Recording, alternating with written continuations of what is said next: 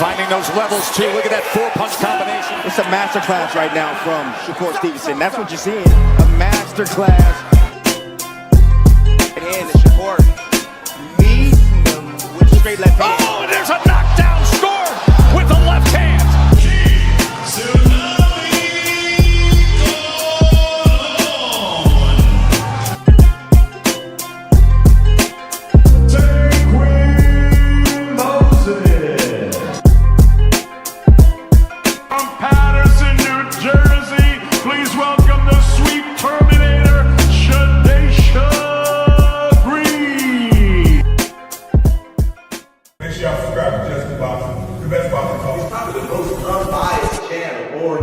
Right now, we're going to give him his just due. Shout out to my brother, Just Due.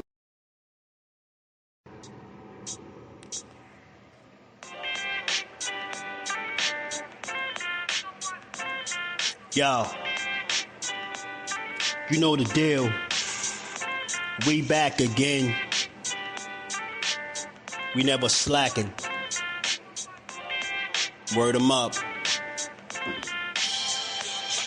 Ladies and guys, whether if you drunk or you high, it's time to pay respects to the illest man alive. If you think you got a point, he'll shrink you down to size. And from there it's downhill like a slinky or a slide. Open your eyes. Got a deep connection with the rise, so you might see them jump in whenever they go live. Peep it. This channel blowing up now, it's not a secret. With tons of exclusive interviews to listen to. Them other channels I hate, but yo, they missing clues. They start narratives, sip the goose and twist the truth. It don't take a rocket scientist to get the proof. Just click the live at 4 p.m. Eastern time. But when you chime in, make sure you keep it kind. But if cowards want to debate, then it's feasting time. My man Just Do shine, busy all the time. Grind 24/7, 365. Videos he might have 365. My rhyme's sick, they make you do a 365. You get a rich if you think you fit to survive. It's Just Do boxing, time to click the live. Ain't no beginners, if you soft, you ain't down to ride. I crush you, respect too, it's Just Do. He got the illest boxing show on the internet. The boy been a threat and he ain't even had dinner yet.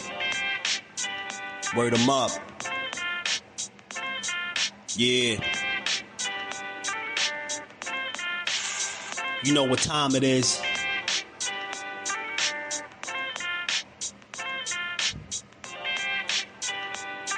$4 p.m. Eastern. Click the link.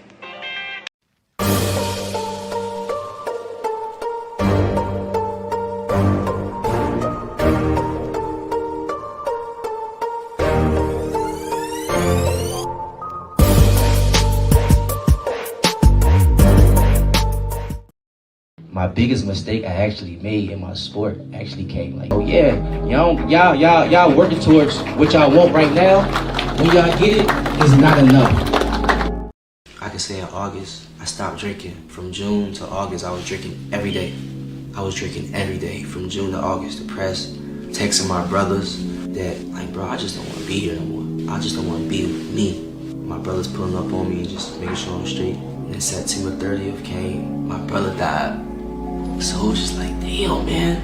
The hardest, I was going through the hardest times of my life. I'm getting through it. Now my brother just died. And it was just like, damn, I'm gonna get through this one. Cause y'all know where we come from, bro. We come from like that type of area where if something happened to you, you gotta do something back to him, bro. You know what I'm saying? So I was in that mind state, like, yo, it's time. F all that boxing stuff. F it. It's time to get back. Like, I'm on that. Before I be in my move, right? I'm like, let me call my pastor.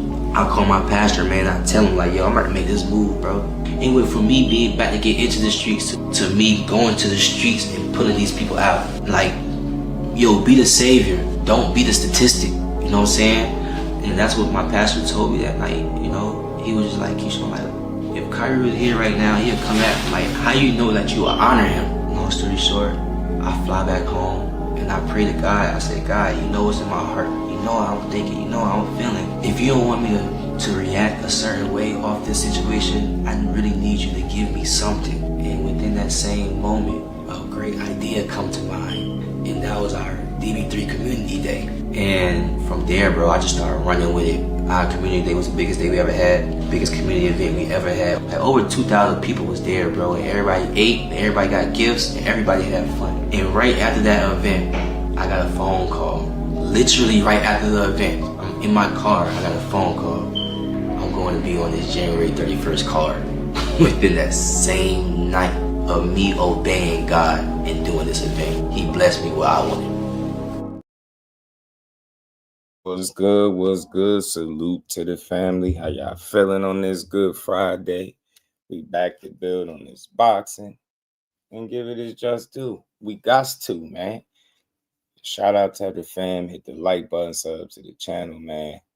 You know, all that good stuff. Support the grind. We gonna talk about it, man. I played them clips because you know, I had seen a caller call into the boxing voice, and shout out to them. And he just went on to say Keyshawn is just flat out on OSTERINE. I'm like, man, you know, a guy that has made himself vulnerable in front of the people, like he made his mistakes and he ain't tuck his tail, right? He made himself vulnerable. He let you know the problems that he had with the drinking, how he was not focused, all this different stuff, from missing weight. But you know, like I've been saying since then, he been you know, locked in. He did a community day event. I think that was like the fourth one. And since then, man, he's been on the up and up, man. He's staying prayed up, which is a good thing. But my question to the people is, with him making himself that vulnerable in those clips talking about his shortcomings and where he fall, you know, the mistakes he's made, right? Bad decision making. Why would you want to put an extra jacket on him, man? The man got enough jackets on him as it is. You get what I'm saying? Like, he done from being in a mental institution, that, you know, like he said, drinking and smoking, you know, the missing weight.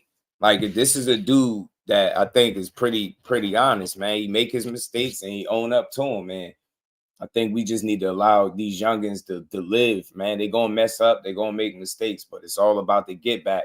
And that's why I say, man, this could be a storybook ending for this dude. This the second part of his career, so to speak, right? You know, like him reinventing himself. So I just want to see how he going to perform come fight night, man. He look like he in some dog shape, and I don't think it got shit to do with no OSTERINE. I mean, I think we got to be a lot more responsible with putting jackets on these fighters, man, especially ones that represent the sport in a healthy manner. Now, we all know about the mistake he made, but like I said, man, we can't reduce him to just the time he messed up, as opposed to all the times that he stood tall and got his business done, right? So we're gonna get to it, man. I'm gonna play the clip. Let me say what's up to the family. Banks, my dog, was good with the fam. Man, hope all is well with you as well. The fam is good, man. Cat Sports, my dog, the box historian. My baby girl, Miss Just Do, is in the building. How you feeling? Baby girl. AB salute. What's good, fam? Judah Ben, man. Judah Vision, my dog. What's good, my guy? Jordan was good with it. Southpaw in the building. Southpaw Manny. Big reason boxing's ass because, yeah, they too comfortable lying. I'm telling you. Yeah, but see, we just got to keep it to the people that's cheating. T Hill, shout out to the mayor, man. YouTube, these YouTube streets. Chris was good with the Flyers in the building, man. You know, Chris, what it do? Can sanction under the proper suit. Yeah, I mean, you seen it with you seen it 702. What's good with it? You seen it with C Wood, what it do, fam? Oster 40, 140. What's good, my guy? How you feeling? You seen it with the Subriel Matias fight. He popped for OSTERINE, but it was below the legal limit, right? So he didn't break the rules per se, which is kind of weird to me still as to why they even announced it. They shouldn't even made it a thing, because once you do that, everybody just assumes that he's cheating. You know what I mean? And I just saying I'm not so quick to jump to that conclusion when I know how common contamination is, especially with that drug. Y'all notice it been a lot of these OSTERINE tests popping up as of lately. That shit has been around for a while and it's been an issue. And I would just say this: before you come to a permanent judgment on somebody, especially in this particular situation, just go do your homework, your own, you know, independent homework on contamination and different things like that, and you'll see exactly what I'm talking about. It's unfortunate for the athletes. That's why they got to make sure they're going through the proper protocols to make sure any supplements they taking is on the up and up. Because if not, you mess around, pop positive for a test, and you don't even know what's up. So, You know, these guys got to be careful. You know what I'm saying? TD, my God, what's good with it, bro? How you feeling? Ozell was good. He said you got 5 stars, starting 5, full of juicers.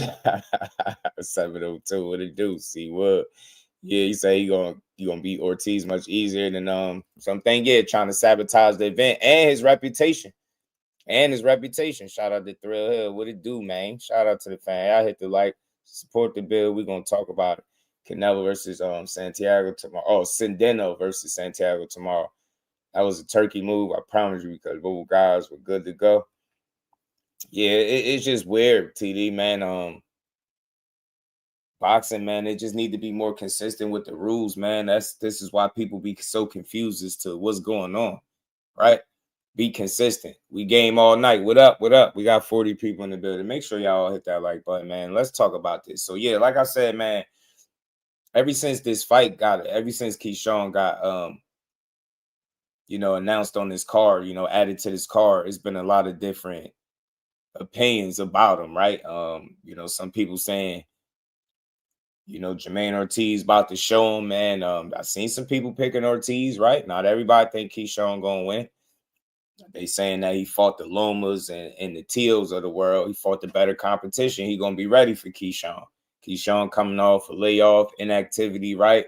First time at 140, he got his work cut out for him. And I get it. But that youngin really can go, man. He really like that, I believe. I'm telling you, Jermaine Ortiz about to find out. I truly believe that.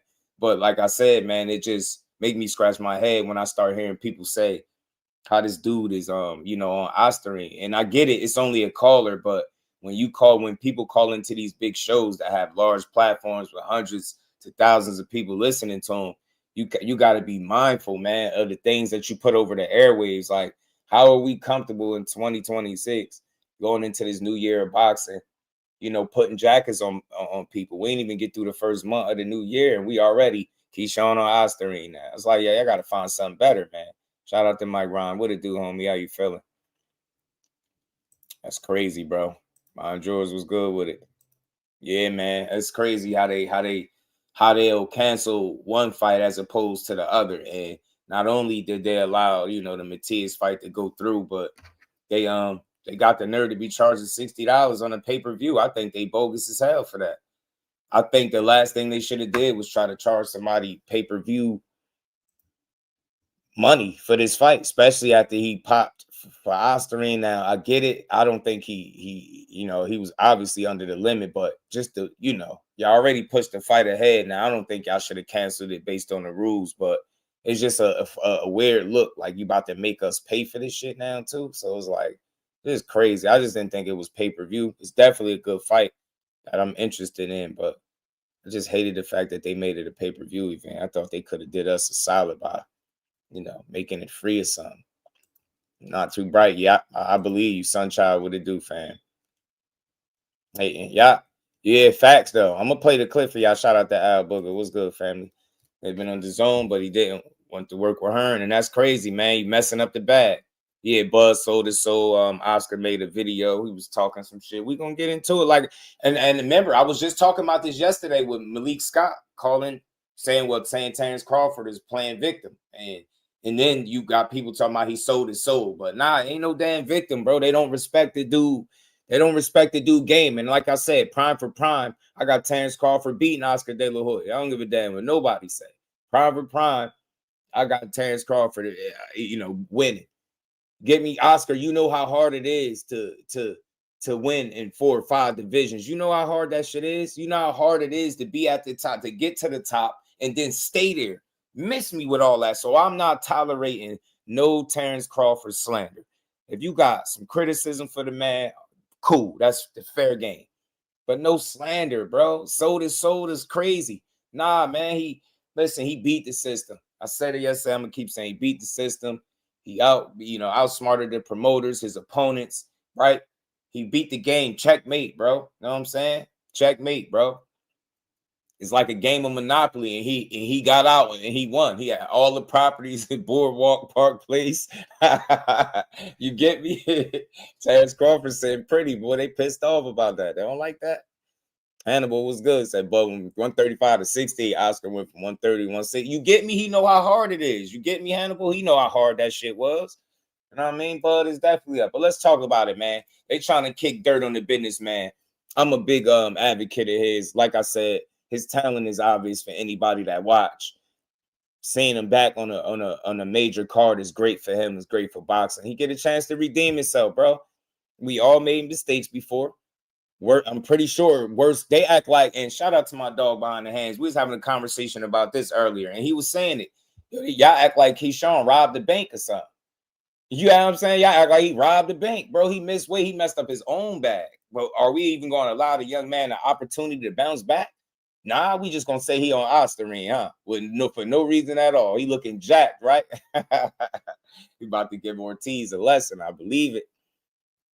Heard the lot was dirty. Had traces of OSTERINE. Ortiz case is valid. Yeah, it is. Supplement, yo. I'm telling you, tainted supplements, bro. Contamination, bro.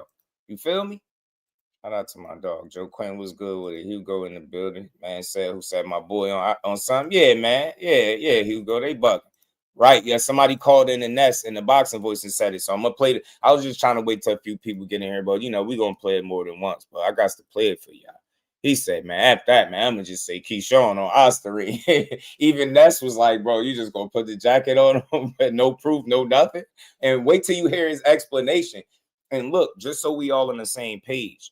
The reason I be covering these clips, I always shout out the platforms, is never a personal thing. They're just a big platform with a lot of people listening into them. And when people call in and they push these narratives, then you start seeing how people react to it in the chat. And then it go from people reacting to it in the chat. It go from people reacting to it in the chat to now everybody start echoing the same sentiments irresponsibly. Just say, he on OSTERINE. Nah, don't do that to him.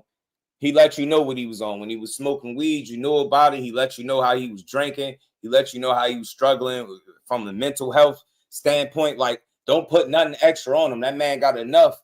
You know what I mean? He got enough he dealing with overcoming. Why add this to the mix? And maybe this ain't going to spread far and everybody ain't going to see it. But again, let's be responsible about how we talk boxing. When we going to start breathing life into these dudes, man? I'm telling you, this fight is permanently, yo.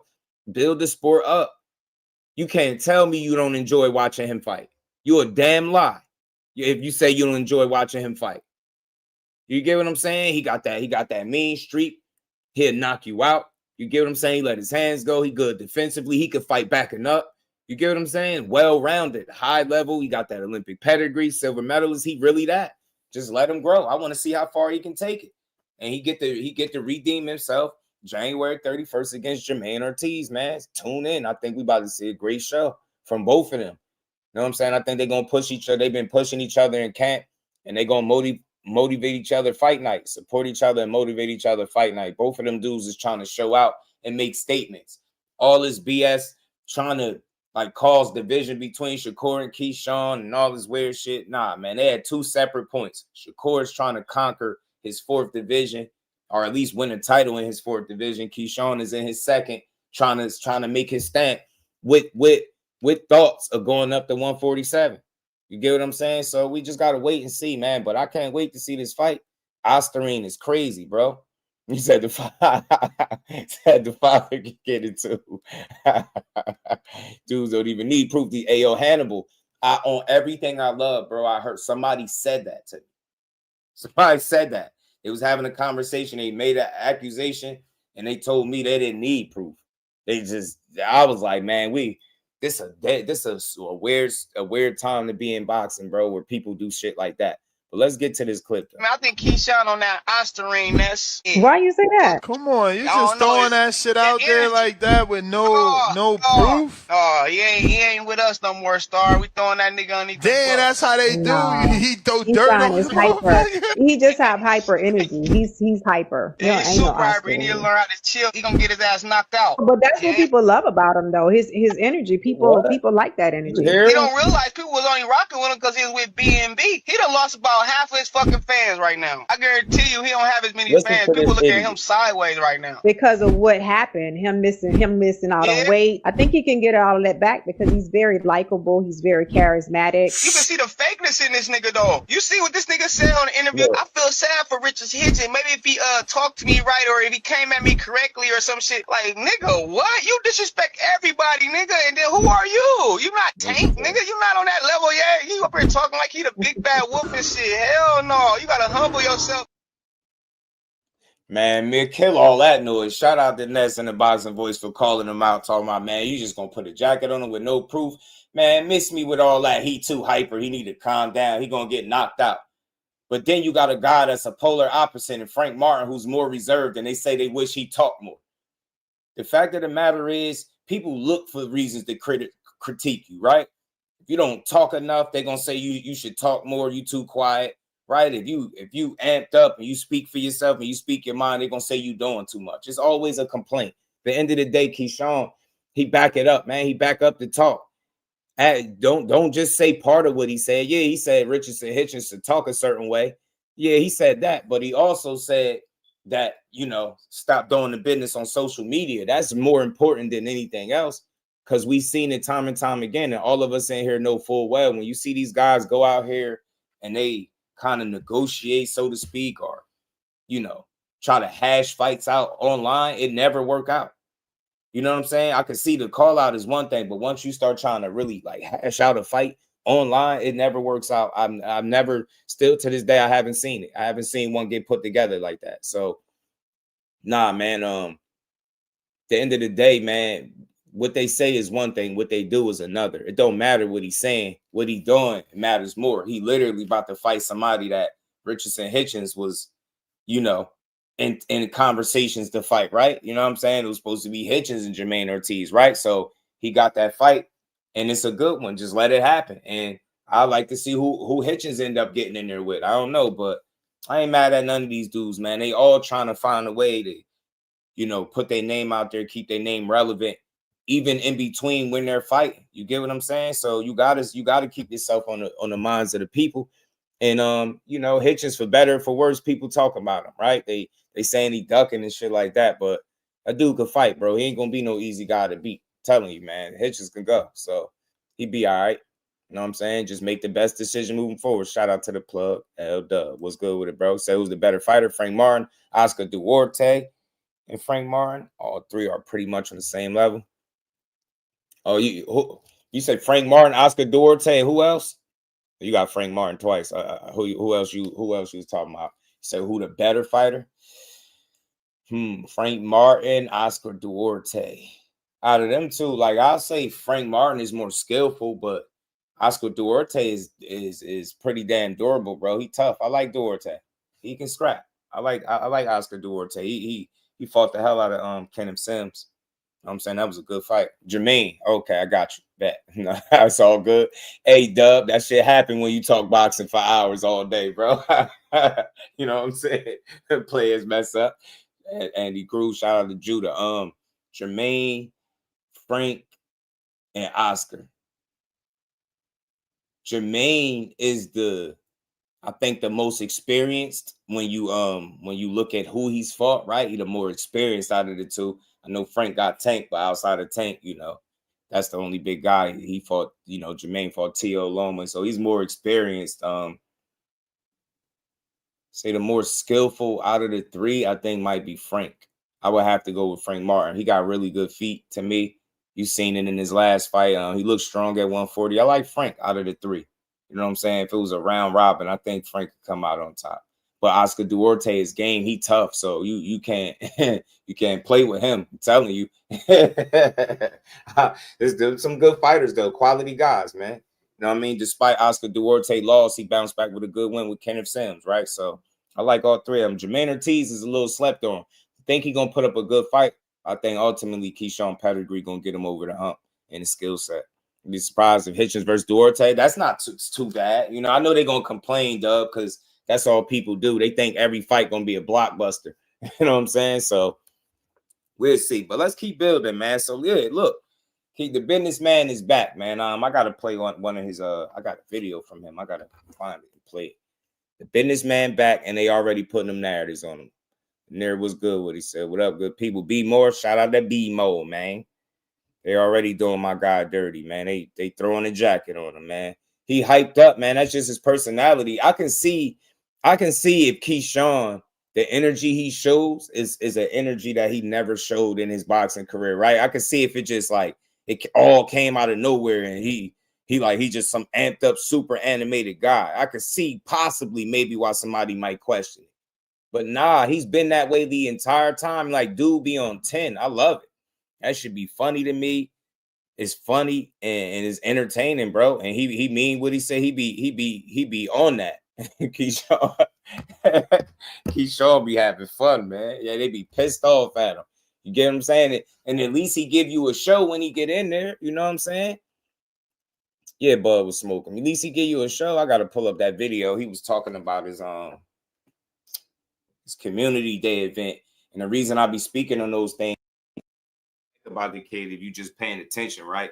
He ain't just some dumb young fool, right? I believe he made a mistake, a silly mistake, right? But he had to pay for that.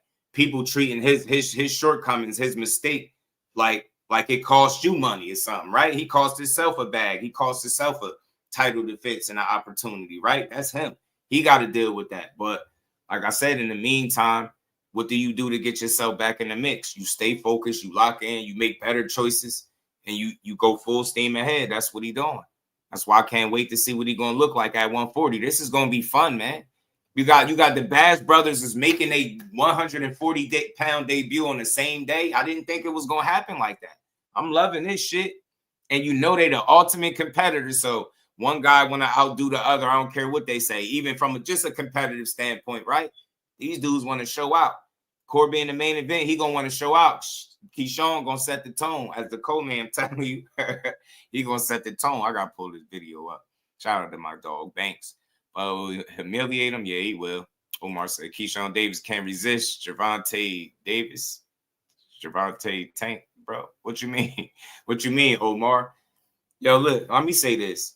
All love to Tank, all respect to him. Can't wait till he come back. Hope everything works out in his favor and he can make these fights that y'all keep clamoring about. But if I had to take a guess right now, and I don't think you'll ever see Tank and Keyshawn Davis in the ring. I don't think so. You know what I'm saying? I wouldn't mind seeing it, but I don't think so. Look, that's not going. Keyshawn Davis has Olympic pedigree, meaning he at one point he finished his Olympic run being one of the absolute best fighters in the world. And he's been proven that thus far throughout his career as a professional, right? So Tank got he'll never be able to catch up to Tank per se in experience, right? As far as number of fights and different things like that. But make no mistake, bro, if they fought today, you know what I'm saying? That would be a really good fight. Like, just think about something. Look how inexperienced Frank Martin was, and I think Keyshawn's a better fighter than him. Just think he a higher level. I think he's capable. I'm back. And look, I'm ready now. Super Martin, ready. Right, he did well. He didn't win, but you know what I mean. I think Keyshawn can give anybody a really good fight. You get what I'm saying? I think once you work yourself to a certain level, right, you're not an easy win for anybody. You get what I'm saying? I think the fact that his name is in the mix with guys like the Tanks, people bring that up. I think that's good for him. He got 13 fights in. That's good. You got the Frank Martins, the Hitchens talk, right? The Devin Haney talk. All of that stuff is good. Devin Haney put him on the list at number 7, right? So it's good, man. People know full well what you getting with that dude. He gonna fight. You haven't seen him do anything but that. So that's why I be confused as to why people rate him so harshly, like, how he acts. He too hyper. Nah, bro. He's showing the right energy. He getting there and he be on go. He beat you up too. You get what I'm saying? He beat you up too. Know what I mean? Made him, he little unhinged. You know what I'm saying? Kyle Cooler, blessings to my dog, man. GQ is in the building, man. People lie before the factual truth. Yeah, man, this shit sad, man. Yeah, Omar, how old are you, fam? You one of them, bro? You one of them Tank maniacs, bro?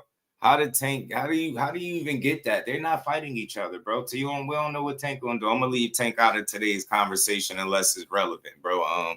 If you think he's scared of Tank, cool. I mean, I guess it's the end of the discussion. Keyshawn scared of Tank. Okay. Next, this dude traveled fighting the best fighters in the world and made it to proven to be one of the absolute best. You think he's scared of people? I doubt it. 2 cents what it do. But let's get to this, man. They be mad at this energy, man. I love it, man. That's why I don't have no problem talking about this shit. If people could sit up talking about he on OSTERINE and you throwing him under the bus, he too hyper, he gonna get knocked out, like all this stupid shit, like you wishing that a dude lose, all because he's showing you the personality that if he wasn't showing you, you'll be asking for it. You'll be saying he too quiet, he don't say nothing, right? Boots quiet as hell. What do people say currently about him? He need to talk more. And Boots start talking, and I guarantee you that you're gonna start hearing people say, man, he talk too much, he need to go back to not saying nothing. I'm telling you, bro. I'm telling you, shit crazy. yeah, that's how they fans think. They fans think everybody's scared of them. I wish somebody would call me this time. I'm super ready this time. Super ready. I'm ready this time. I'm ready. Bro, be I'm ready this time. For no reason. I got something I gotta tell y'all. I got something I gotta tell y'all. I need everybody to tune in right now. I got something I need to say. He had to fight for drives. That's stupid, yo. Reef, my dog. Ole Miss fans all day. I'm here now. Shout out to my dog, Reef, man. Hey, we got 50 people in the building. Hit the like button. Y'all sub to the channel. Let's go, man. Let's real deal Holyfield stuff. Mood, this is exclusive stuff. This ain't this is gonna help man. somebody. This is natural. I'm telling you, this is gonna help somebody. 300 people that's up here right now. It's gonna help somebody. Look, y'all keep cooking in. I got something to say. Bro, he high off life, I got something to say. I just want somebody please screen record this right now. Turn the screen record on right now. I got something to say. It's something. It's positive. It's gonna be wonderful. Okay, I got something to say. Look, I got something to say. And hold on real quick before you get into this. Dude also said, like, look how unrealistic fans are. Somebody said, dude in that called in said he lost half of his fan base. He said the only reason they was rocking with him is because of B&B. He was with B&B. Why do one person feel like they make up the majority? Like, the man ain't lose no half his fan base and none of that. He might have lost a couple stragglers, right? But the true supporters, man, they ain't going nowhere because they waiting to see how you going to respond after messing up, because that's what real ones do. Now, I can see if he came out and missed weight again and fumbled, then got beat up and bad performance. I can see if people start shying away from him. I can understand it, but after one hiccup, bro, it ain't that deep, man. This man going to be back in action this month, and I can't wait to see it. Forever G's, what it do, man? You back? Let's laugh a little bit. Look, Damon, what it do, man? Let me tell y'all. Look, and look, for all my true followers, I'm gonna see who my true followers is when I start this off, right? All my true followers stay up here and wait to the end. I'm gonna tell y'all something, right? Right? Real quick, gotta keep it dressing. That's my homie right there. You know it. Hey, look. Hey, look. When Keyshawn was quiet, they were saying he wasn't being accountable, right? And he was scared of Edwin. Now he back and hype. He's on PEDs. I'm telling you, nasty work, Dub. Now, and then the way the dude just casually said it, like, yeah, we just throwing him under the bus, man. He ain't with B&B no more. That's the only reason we was with him. He lost half of his fan base, man. No, he didn't. He about to make a statement, man. Y'all keep hating on him, bro. The Bash Brothers is here, bro. You know what I'm saying? They ain't going nowhere, bro. If y'all don't like them, beat them. They both have 140. Go for them. Go for it. Let me tell y'all something. How about I start this off? Yeah, how about I start this off? Fans right off the rip. You hear me? Right. That's what I'm saying. Hold on. Hold on. Look, he be geek naturally. Y'all see my post I posted today, right? Y'all see the post I posted today, right? When I was talking about, my Heavenly Father. But look, let me tell y'all how real this is, though. Because it's just one thing just to say it, but I'm going to give y'all a real life example of how this is really real, of how why I keep calling myself God body. So here we go. When my little brother Kyrie died, September 30th, I had thoughts and I had feelings that I wanted to just do something, right? Because he died and I just wanted to do something, right? So I'm praying to my God. I'm praying. I said, God, if you don't want me to react in a certain manner. And then real quick, dude said he was fake. I don't know. He'd be pretty transparent and open about his struggles and his shortcomings, man. I could appreciate anybody that's honest about things that people suffer with in silence, man. He made it aware, man, and he accepted who he is and the issues that he had, and he trying to get himself right. You hear him talking a lot about prayer and God and stuff like that. That's good. That's positive, man. We should root him on instead of, like, you know, throwing him under the bus, talking about OSTERINE because he got energy, the same energy he's always shown since he's ever hit the scene. You get what I'm saying? Yeah, right. Right now, it's always been there. Just go back and watch Keyshawn fights. Facts. He working with the right ones. If you don't want me to react and do things and just basically throw my life away, I need you to do something for me. I need you to give me something actively so I won't go out into these streets and do something that I'm not supposed to do. I need you to bless me with something that I can actually do positive so I won't go do something negative. Talk to him, Kate. When I'm praying this prayer in this room right here. I'm praying this prayer. I'm on the ground. I'm pouring my heart out to him like, I really need you to do this for me, God. You got me boxing for a reason. I'm great for a reason. I'm really in this position for a reason, God. So since you got me in this position and you knew this was going to happen, you the great creator. You knew this was going to happen, God. I need you to do something for me so I won't go crash out in these streets. I'm praying, I'm crying, I'm on the floor, and I'm pouring my heart out. I'm so serious. Within the same 5 minutes of me praying, I go step in, go take a shower, right? In this very room. I go step in, I go take a shower, right? So I say, when I'm in the shower, a bright idea just come to mind. A super bright idea came to mind. Guess what that bright idea was? The DB3 Community Day. Immediately I start setting it up. Oh, we gotta have dancers there. Well, that was my brother's idea. We gotta have food trucks. We gotta have the news there. It's gonna be filled. It gotta be filled with people. It gotta be filled up with people. It gotta be over capacity, right?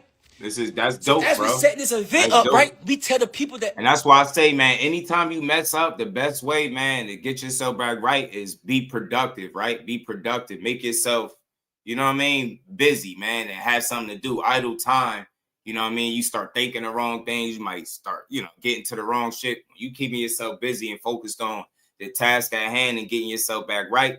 You get what I'm saying? You get the results that he getting, and I hope he complete this whole comeback trail with a statement type win. Nothing against Jermaine Ortiz, but I'm really rooting for this dude because, like I said, man, they out here talking about the man on OSTERINE is nasty work, man. And they call in big platforms and do this shit and spread they bullshit rhetoric, man. It's nasty work, bro. Light skin business, what it do, man?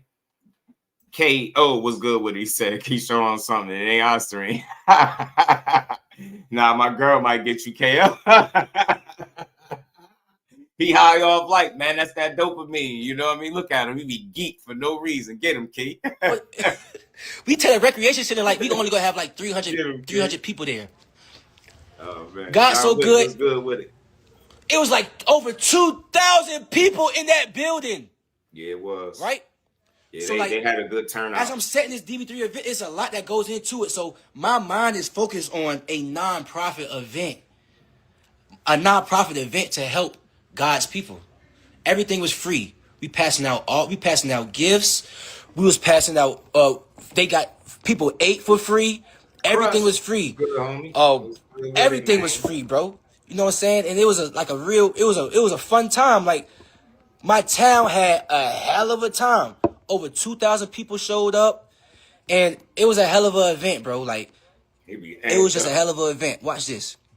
Hold on. Bam. He showed him how to work the phone. A hell of an event, bro.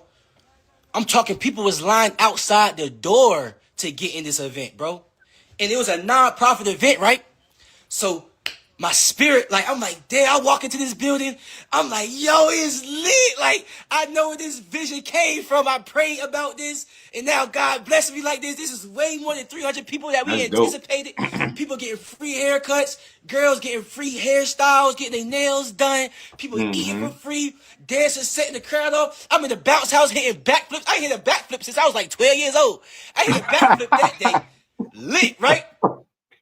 This man is natural energy for no reason. He hyped up talking about hitting backflips in the bounce house. How could you be mad at this dude, bro? How could you really be mad at him? So look, he blessed me with this and magnified it. I thought it was gonna be like 300 people. We had over 2,000 people there.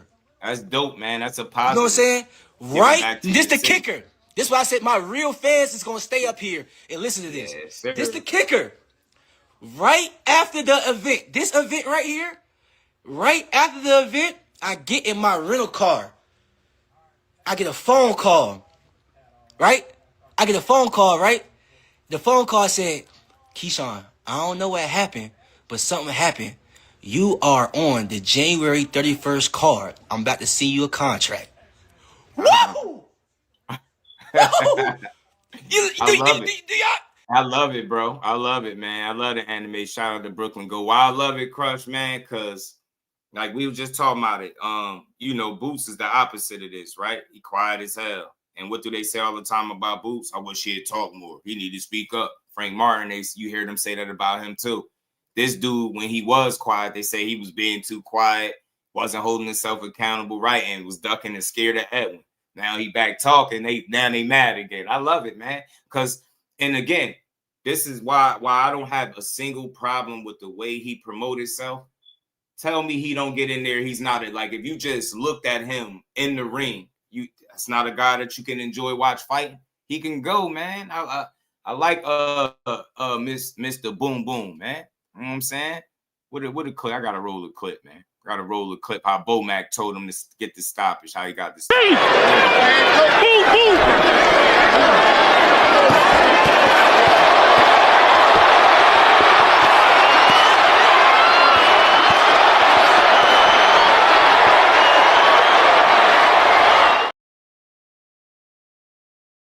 Amped up in real life, bro. He be amped up all the time. I love it. He fight with a good energy, right? He fight with a good pace about him.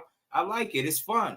You gotta think these dudes young, they having fun, they winning. But in this situation, he hyped up talking about his community day and the success they had, and they had over 2,000 people. See, that'll go over people's heads because they're looking for a reason to be mad at him. They're not listening to what he's talking about. Talking about his community day, man. He ain't that much of a screw up, you know what I mean? Giving back to them people. And again, where's the dude that said he lost half of his fans?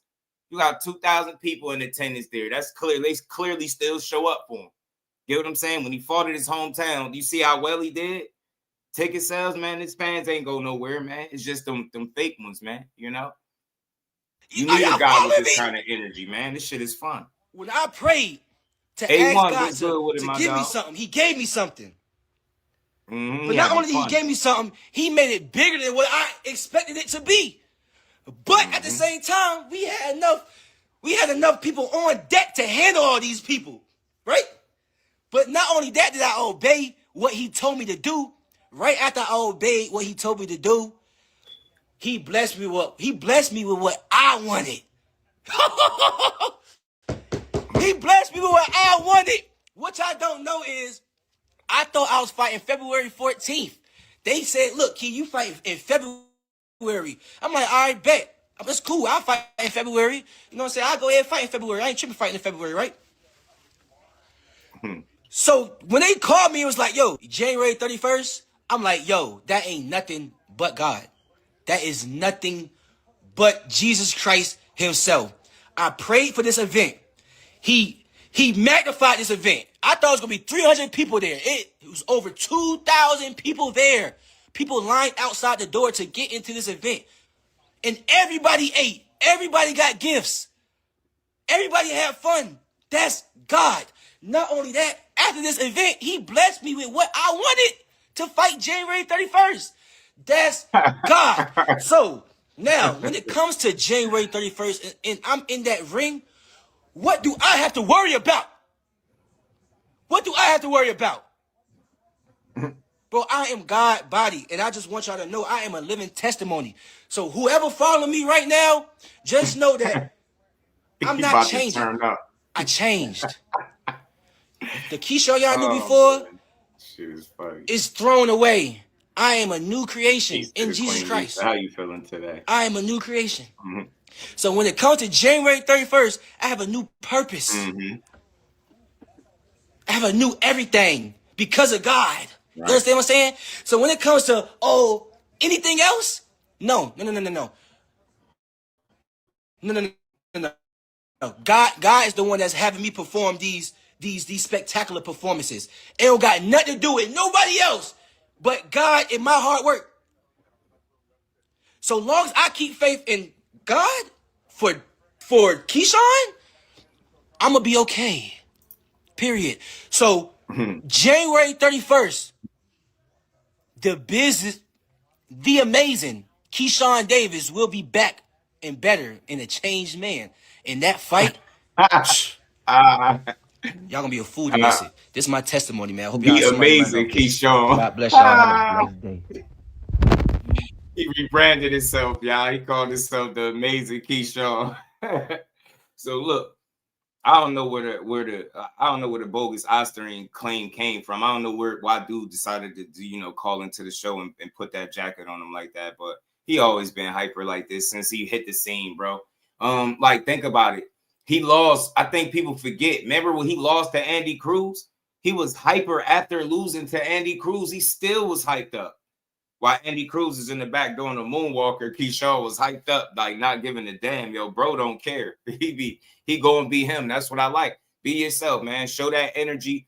But most importantly, when you get in the boxing ring, do you. And that's what I see from him. You know what I'm saying? I'm ready to see. The last time we seen him, we only got to see him for a couple rounds, man. That was quick. He made short work of Baranchik, man. And we didn't get to see him against De Los Santos. That would have been a good statement win if he could have, got in there and got that fight. Yeah, then I don't know why they be mad at seeing him happy. So you got a friend who slowly turned into a Keyshawn supporter because of his video with the bird in Times Square. Damn, hold on, I got that somewhere. Let me get that for you too. Hey, man, hey, Reef, you ain't hear me that day? I said, yo, he about to go feed the birds when I was playing the other video when he was hyped up with his shirt off. And then next day, the video, you see that video pop up. He got birds on his shoulder. That dude don't give a damn, bro. He be in another world, man. Keyshawn is a damn fool, man, in a good way. He's silly as hell. Black fighters get accused of PDs. It's crazy. And then the ones that do test positive, like they get off the hook. Look, baby girl go. Look, that's why you type. That's why you spelled his name wrong. But yeah, man, I gotta get it. I gotta play this video from Floyd Schofield and them too, man. Hating that per usual. Hating per usual, man. They had something to say about this fight as well. Hold on, I'm gonna pull this the video up that you talking about. This dude he's so damn random, bro. Popped up with a damn pair of parrots on his shoulder, man. But I think all this should be promotion too at the end of the day. This be these dudes promoting themselves. For real. That's all it be. Man popped up with some damn parrots.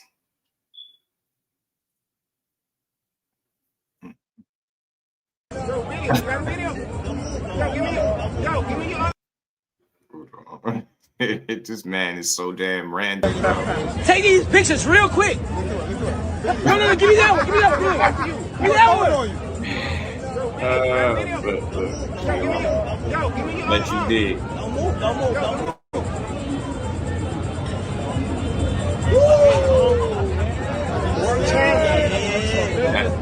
If that ain't the most random shit to see somebody doing, bro, that's why it's no way I could be mad at him. Maybe he do the wildest shit. Scoisha? Oh, shit. Damn, that's what they calling him now. Scoisha is crazy, bro. Yeah, I love his energy. Y'all know, man, we gotta warm it up, man. You gotta laugh about this shit. Like, we're gonna get to the boxing aspect of it. I just don't know what to hate. I don't hate none of these fighters. It ain't gonna be that deep to me. I mean, just fight. As long as you fighting and you know, you doing what you need to be doing. The other shit is the other shit, bro. We be acting like these dudes got to be perfect, man. I don't like his personality. You don't even know him. Somebody in the comments said why Key got louder in that video. Which one? This one right here? Take these pictures real quick. No, give me that one. Give me that one. Give me that one. Video, you got a video? Give me your other arm. Don't move. Felicia is funny though. I ain't gonna lie to y'all. Yeah, man. I don't know. He always animated. You know what? All seriousness, he got that Charlo. He give me Charlo vibes, like Jermell Charlo vibes. Like they own party. They like a one-man army. They don't need no hype man. They own hype man. They get amped up just off talking about some shit that they did. Like that's just what he is, man. That's who he is, man. You know what I mean? And you gotta be a little throwed off to want to box anyway. Like, you know what I'm saying? Out of all this stuff to do in the world, you taking punches for a living. You know what I'm saying? So that says a lot about him. You know what I'm saying? Says a lot about him. Scoisha is crazy, bro. That's a good one. I ain't gonna lie to you. I like it. I like that one, Reef Scoisha. But yeah, you know, they do unlimited interviews with Mill City, and he went on there, he did an interview and he was talking about, you know, they was talking about Keyshawn fight. And I'm gonna pull it up. That dude need to lay off the interviews. Schofield Senior.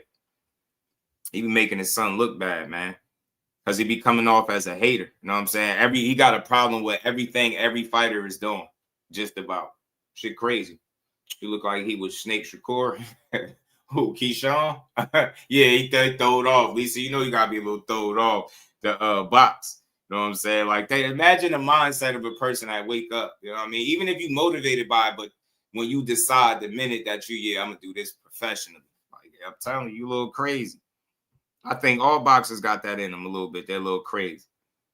Boxing it. You know what I'm saying? They are you on box. Hold on, yeah, yeah, let me pull this joint up though, man. You know they be throwed off. At least throw it off like I'm up. Let me get this joint up, man. Y'all know I'm the clip king. I keep these videos, man, but I use Auntie Schofield to laugh at now, man. That should just be funny. I call them Floyd Schofield. They the Schofields. That's their new names, the Schofields, man. Floyd Schofields. Kid Austin and his pappy. See Floyd fight. They had that back and forth. Oh, you talking about, Floyd, yeah, when they was going back and forth. Shout out to Mill City, but yeah, him and Keyshawn, and he had his dad, he had Kid Austin, Auntie Schofield Senior pissed off. That dude was pissed off at Keyshawn. He was mad as hell. He started threatening violence. So they're gonna come with the bull crap or propaganda. You know, when they start threatening with the physical, it get real, man. Shout out to Mill City, man. This is like his #1 guest right here, that Papa Schofield. But yeah, man, look, every time they speak on the fight and the fighter, they don't have nothing good to say, bro. Meanwhile, Keyshawn already been a champion with 13 fights, and y'all ain't sniff a title yet, and it's gonna be a while before you get here. He's the only father of a fighter that's telling the boxing world his son about to fight for 3 different titles. He about to fight for the IBF. He gonna fight for Tank WBA, Shakur WBC. Like, he don't know what title he fighting for next. So this dude just say anything. And I'm telling you, yo. I'm telling you, that's what he remind me of. Predator Badlands, bro. And all that nonsense because somebody's saying, yo, listen, don't take that contract, take this one. You know, and then they'll come out, oh, he's an auntie. Just any weird shit that they got to do. You know, I ain't gonna lie, think he acknowledging them, calling them auntie. Mop string ass locks. Think about that news, though. Because I'll be thinking about that when I'm reading the comments. I'm like, it could be calling him auntie and whatnot. I'm thinking, like, as a man, For you to fantasize another man being a woman, you got Nah, something deep embedded hold in your on, head nah. that you need to. Hold the fuck on. Nah, we are not gonna do that. Nah, when they call him auntie, it don't got nothing to do with fantasizing about him being no woman and none of that. Y'all see, y'all taking it too far. See, where my guy at? Where my guy Southside at? Hold on, man. One time for the one time, man. Hold on, man. Nah, you out here twisting your dreads. Nah, hold on. I gotta find a clip from Greg Hackett too. Hold on. I'm gonna play this. Hold on. Gotta get the Greg Hackett. You know, I ain't gonna lie. Cause if I see a man, I ain't gonna like if I'm talking to you, Mills, and you acting the way I don't like, I ain't gonna envision you as a woman. So why am I envision you as a woman, knowing you a man? And I ain't even one of them handsome men like that. So it's like, you handsome man, man. what? Like that. Like where he's been like, but anyway, that's the reason they don't like. If you thought he was handsome, Junior, would it before be you any go, better, bro? Junior, who's more in a competitive fight, January 31st? bro, the people got him dissing himself. He said he's not even a handsome man like that. Papa Schofield, man, this shit is hilarious, yo. This dude is wild, man. Man, this dude is wild with it, bro. Wild with it, man. Wild with it. Pop's funny as hell, man. I ain't gonna lie to you. First, I'm gonna tell you. I'm gonna show y'all why they call him. or Keyshawn. Ooh, that's the. I ain't gonna lie. That's a good question. That's probably the best question you asked today, man. Thanks. No offense. My fault. No offense. That's a hard one. Both. Yeah. I can't even answer that. They both got a tough fight. A tough fight. Yeah. I mean, I would have to go Keyshawn, cause Jermaine gonna come to fight. Keyshawn's not the type of fighter to box. He like to be on the inside, and Jermaine like to box and sometimes to bang on the inside. Shakur, if he focus, he could just move around the whole ring like he did De Los Santos, close to a victory. So I gotta go. Keyshawn probably got the fight that's like he gonna have to thug it out in some rounds. So anyway, Straight Draw says, congratulations on your win against Farmer, but how old were you first time you knocked a grown man out in the ring? Ooh, I ain't gonna lie. How old was you? I was like 13, 14. 13. I was sparring this guy. And my dad, like, I'm in there, you know, my dad, he getting on me and whatnot because I ain't doing what I'm supposed to do, really. So I'm getting mad. I'm like, all right. I'm thinking I'm looking good. He telling me I'm not looking good. So it got to the point, I sat down on one of these, just jumped in with a leading left, broke his whole jaw. That right there, I was like, man, and he was heavier than me too, but I ain't gonna lie, I put a lot of people to sleep in sparring. That's probably why. You're not gonna get no spawn partners, you say? No. In the past, I learned to control myself. Nah, he'll get some sparring partners, Auntie. Here, see, because it's two sides to that coin. See, just they are not so fast, bro. Nah, you got some sparring. You was getting some sparring with a 3-0 fighter right here. Check it out, y'all. Look. Oh, is he down? Did he? Is he? Oh yeah, he down. Yeah, dude was having fun. He was playing games with you in there too. You gonna get sparring partners because they know that shit smoke and mirrors, man. Y'all selling yourselves. Y'all overselling at this point. Look, dude had hands down playing with him. I'm just waiting to see the 5 styles of boxing.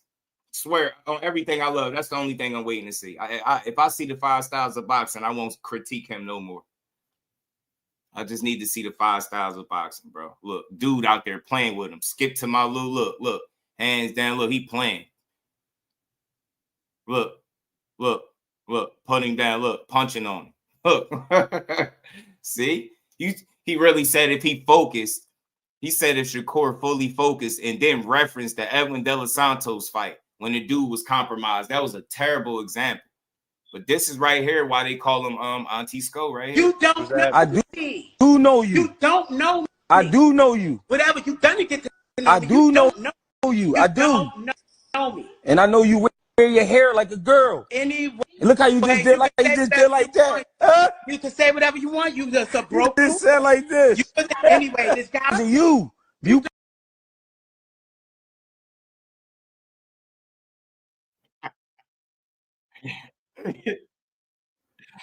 Yo, GHB a fool, bro. He said, "Hey, you just do your hair back like a girl." You don't know I do know you. You don't know me. I do know you. Whatever you done to get to know I me, do you know don't know. you. You I do. don't know me. And I know you wear your hair like a girl. Anyway, And look how you just did like that. Huh? You can say whatever you want. You just a broke. You just said like this. Anyway, this guy. You. Yo, the hair flick was diabolical, but that's why they be calling you auntie. It's your mannerisms. All due respect. I'm just being real. Nobody's fantasizing about you being an actual woman. They saying, yo, when they look at you, you be on camera moving like a female. You got mannerisms like you sweet. You know what I mean? With the broke wrist. Blaze, what it do, homie? He be moving broke wristed it. You know what I'm saying? All broke wristed it. You know what I'm So saying? my dad calmed me down. So in the past, I was known for like in sparring. It's a fight to me. It's a fight. So. And you, the same question from all the champions from 1 to 4. List them. The 4 or what? Out of the champions, 1 to 4. Who's your top 4? Hi, you know me. I'm top 1. That's right. Top 1. 2. It would be criminal to put Abdullah above Tank. Right. But Tank don't fight nobody. Neither do Abdullah. Hold on, I'm getting to that. I'm getting to that. Neither do y'all. Tank don't fight nobody. He's I mean, he's not really like when he's knocking people out, but right now he's not giving entertaining fights. He hasn't done nothing in the sport in like 2 years, if I'm being honest. Since the Ryan fight. Has he fought since the Ryan? Yeah, since the Ryan fight, I think. Since the he don't watch boxing. I might have to put Abdullah number 2. Then I'll put Tank number 3. Then number 4, I'm gonna go with. So go get that belt real fast. 2 belts. Now you get your number 4. I'm gonna go. I love the comments. I just want to show them something.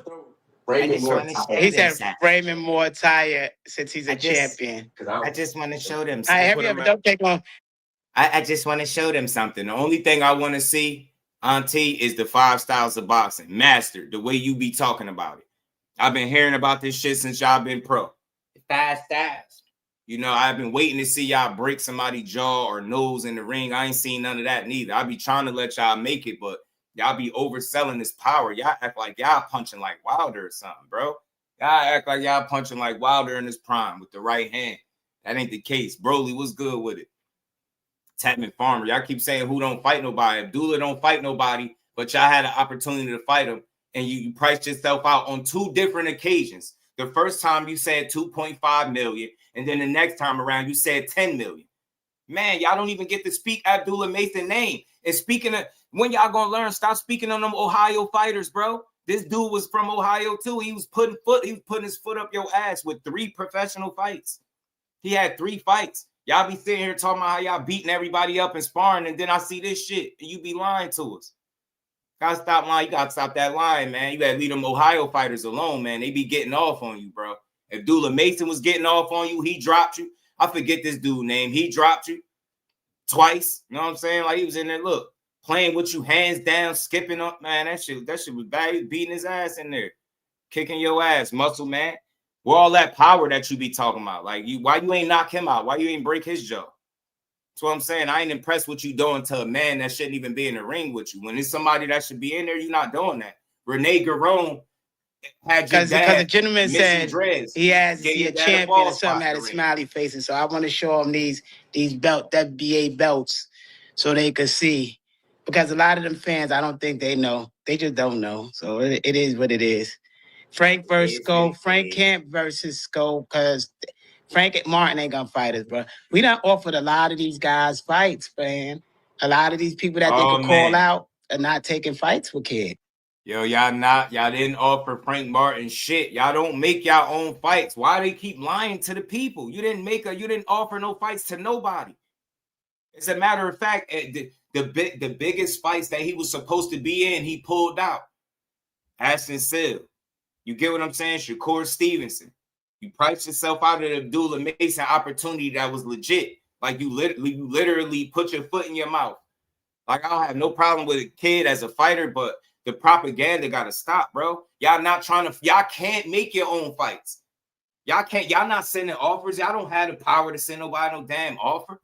Come on, man. Oscar De La Hoya advised y'all against fighting Shakur Stevenson. The next thing you know, y'all had iPhone 17 chargers plugged up to you in the hospital. You get what I'm saying? You can't make this shit up. Frank Martin would fight y'all. He fought Tank. I don't see no reason why Frank Martin would be scared to fight Cade Austin, bro. Hell no. And it'll be a good fight.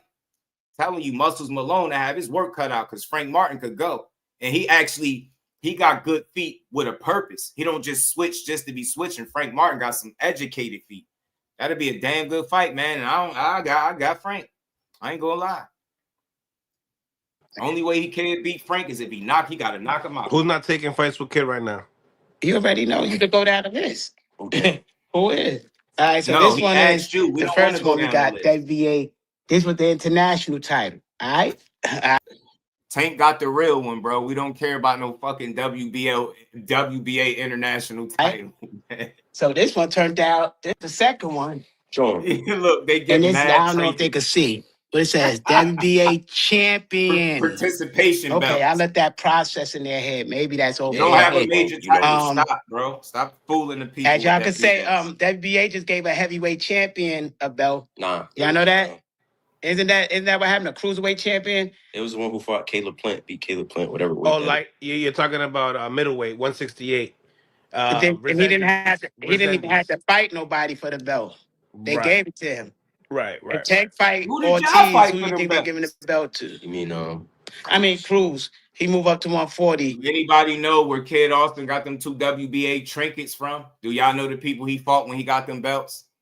See, this my biggest issue with Auntie Schofield is he can't give people they just do. He shit on everybody. He don't give nobody credit for anything. Abdullah Mason fought a real opponent, I believe, in Sam Noakes, beat him for a world title. And his first title shot, he fought a valid opponent. And y'all still clout chasing the man, talking about he won't last 12 rounds and he don't fight nobody. He just fought Sam Noakes, who I think is more quality than everybody you fought. Tevin Farmer included, because you fought an older guy. So, man, you got to – my thing is at some point he got to be able to give these guys their credit, man, for what they're doing. Your son not the only one putting on for boxing. As a matter of fact, you shitting on world champions. You talk crazy about Tank, Shakur, and now Abdullah. They all world champions, bro. They all world champions. Talk crazy about everybody that's a world champion. Talking about Frank Martin won't fight y'all, man. He look good at 140. Move y'all asses up to 140, Muscles Malone, and fight him. Come on, man. That's what they're trying to sell to the public, and that's why I don't respect it. They want to sell us that no quality fighter wants to fight them. Only these lesser guys that they big up when they get in the ring with them. The JoJo Diaz's. Dude done battled all types of drinking issues, all types of shit. He done seen better days. And you really about to think you got to flex because you fighting a JoJo Diaz, all due respect to him, but that's not the one that a Devin Haney fought. You get what I'm saying? It's not the same JoJo. This shit is crazy to me, man. Who y'all think they giving the belt to? The same one they sent it to? How would it feel? Do you feel like you would want to rather, fight for the belt or get it that way? The belt only take 3% of your purse. That's what I'm saying. It's money coming out of your pocket. You got Floyd had to do something. Go ahead. Yeah, I do. So what does that mean? You ain't trying to hold them? Hold on, y'all been paying for hold on. They got them paying for them international titles. Nah, that's crazy, yo. Boxing is diabolical. You mean to tell me they taxing 3% of his purse for them belts? They bad. That shit better be some misinformation. Yeah, I know they ain't hurting or nothing like that. I wouldn't think that, but I'm just saying in terms of like, damn, you being taxed 3% on them purses for these belts right here, not even a major title. That's crazy. That's why they showing them shits. What I'm saying is that's 20. You got 20 to 25% to the promoter, 20 to 25% to your manager. Then you paying for your staff. Now you got to pay 3% for the belt. So by the time, and then Uncle Sam won 30%. So if anybody could do the math, you done lost damn near 65, 70% of your money. So you only taking 30% home. But on top of that, you got to also lose 3%. out of your 30% you're taking home. So if people doing the math, to me, it really doesn't matter. You know, as long as we making our money regardless, with or without a belt. That's how we structured our contracts. I can respect that. I get what he's saying. He's saying they just not reliant strictly off getting a purse for a fight to make money. He's been able to facilitate moves outside of the boxing ring where they making money. So that's a good thing. I commend him for that. That's respect to him. But they got them paying 3% on their purses for international titles. And that's, yeah, I heard flexing. Man, I get them damn belts back in a heartbeat. Don't nobody know who you fought for them belts. Nah, see, boxing diabolical, bro. They be having people pay to be champion. It's crazy, yo. Paying to be the diet champion. He the diet WBA champion right now. Paying 3%, he paying the same. Ain't no way, bro. Ain't no way in hell, bro. They paying gas prices for the rest. Shout out to Behind Ass TV, everything boxing. My God, what's good with it? And Jay Grant, what's good, fam? Oh my God, man! 3% for the international title. That's crazy. Boxing gonna get theirs, beat. They gonna get their money, one way or the other. They gonna get their money. So it's like, you know, Sporty the belt will make a little bit more, but we'll lose also. So it's to me, it really doesn't matter. But he got 2 titles already from WBA. He's #1 in line. So the fans that didn't know that, they could stop thinking that his cap is real. Now, how would it feel for you to get that world title? It's gonna be good because that's the end of our movie. We got 2 movies coming out that's gonna be filming soon, major movies, and that's the end of the movie once we win the world title. So they already got one with us winning this title, but the world title will be better. And especially if we fight a Tank and stop Tank, and the end of the movie is epic. So for me, yo, y'all stop, yo. The only thing you need to stop is just stop. Don't worry about stopping Tank. Just stop. Just stop, period. Y'all not fighting him. Why do y'all keep doing that? Y'all not fighting no Tank. Y'all not fighting Tank, bro. Oscar is not talking about putting y'all in the ring with no damn Gervonta Davis, bro, because he knew full well what's going to happen. Damn, man, the jig is up. We get it. We know full well, especially since the Shakur fallout, we know that y'all not picking y'all fights, and that's okay, but stop lying to the people. Stop doing that. Now we #1. We #1. Especially if we fight Tank and we knock him out. You're not fighting him. You ain't knock out Renee Garone and you gonna knock out Tank. Dude's knocked out Tevin Farmer because they called him cold. Now y'all just gonna knock everybody else out. Man, come on, man. He gotta chill. You know y'all not fighting Tank. Y'all not even trying to. Y'all not in conversations with him. Nobody is coming to y'all telling y'all, yeah, y'all fighting Tank. Nobody. He just making this shit up. And you know he making it up because we seen what he did when it was time to fight a real one. He clout chased his way all the way up into the finish line. He literally clout chased all the way to the finish line, and then they got sick at the end. Shit is crazy, bro.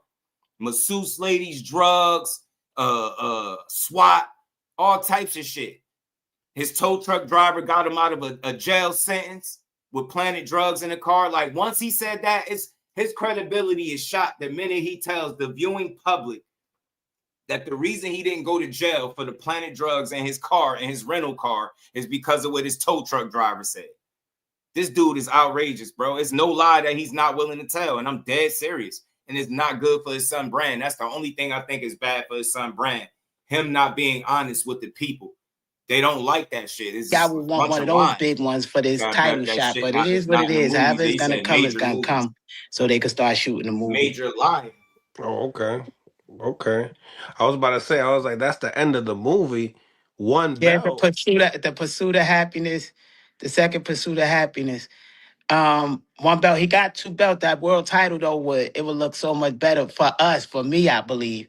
But now they can shoot the movie with the title he won already, right here, bro. and put the words "Kid I'm not trying to be funny, y'all. Movie with the title he.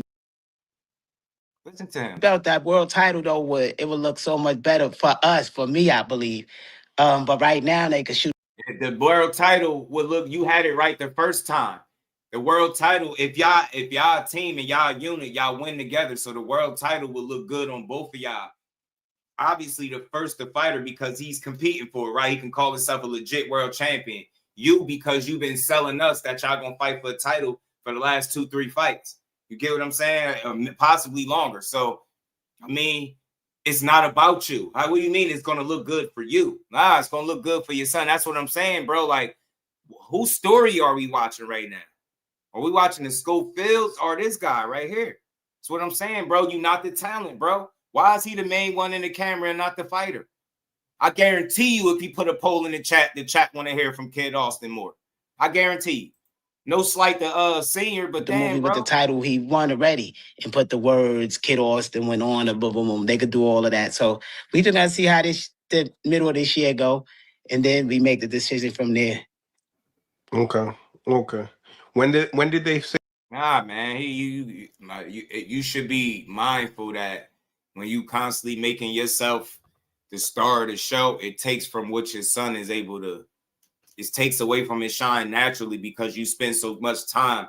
You got this look at me kind of personality because when you get online, you start throwing all types of stuff out there. I literally heard him sit in an interview and say they was gonna fight for like 2 or 3 different titles and all different sanctioning bodies. And it's like, bro, y'all literally was about to fight Jojo Diaz. You got bit by the bed bugs and y'all pulled out of that fight. The jig is up, bro. I'm running with that. That's my rumor and I'm sticking to it. Y'all got bit by bed bugs. It wasn't no real, it's the bed bugs, bro. Y'all sleeping in them Airbnbs and it caught up to you, bro. You know what I'm saying? Shout out to Blunt Sports. What's good with my dog, man? Those people really need to be held accountable for what they say. I promise you they do. Like dude saying Keyshawn on OSTERINE. Shout out to my baby girl in the cash shop. Supporting her, man. As always, much love, much appreciation, man. Y'all hit that like button. Support the channel.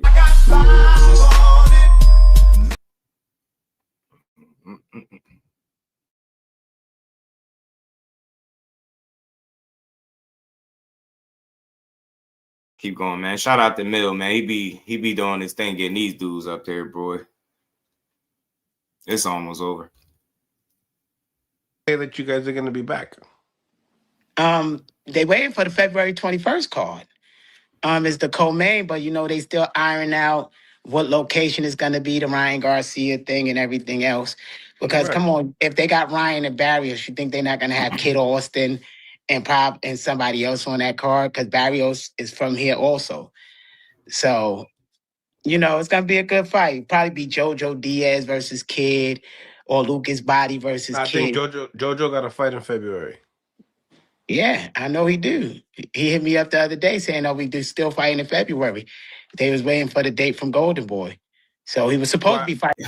Oh my God, let me just chill because he be about to make me grow some more gray hair back here, guy. He just said they're fighting in February, either Jojo Diaz or Lucas Body. Then he says, "Nah, Jojo got to fight in February." He said, "I know he got to fight." He hit us up and asked us, "Are we still fighting?"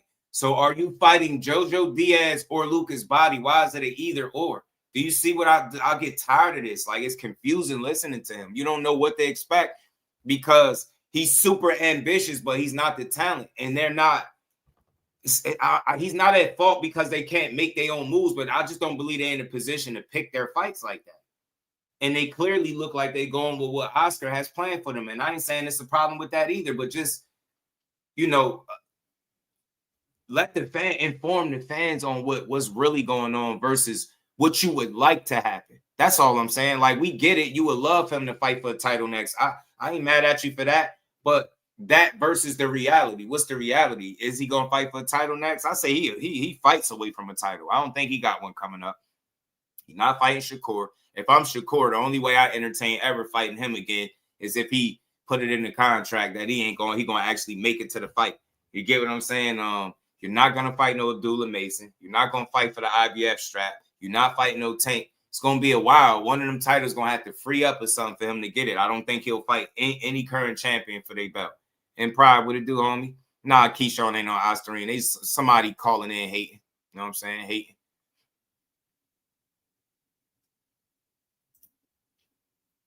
Why wasn't that rescheduled?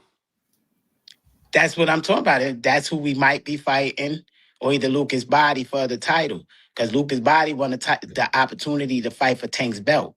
So he'll be fighting Floyd. So it's gonna be one. Man, they ain't stripping Tank. Nobody fighting for Tank belt. See, that's the shit that's frustrating because he not being realistic.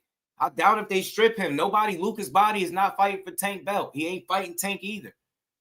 Man, bro, like I think him and Lucas Body be a cool fight. Kid should beat him. Lucas Body just not that impressive to me. He durable, but he just not overly skillful to me. You know what I'm saying? I ain't knocking him, but he's not overly skillful. You're not overly skillful, but I ain't mad at he just the way Ashton Seal was putting hand in, and that's a fight that he won, but he didn't impress me with how he got the job done. The knockout in itself was impressive, but the body of work through that fight, he was getting cooked every single round. Big shout out to the homie, Big Drop Dre, man. He said for support, my homie, appreciate the love. I got 5 on it.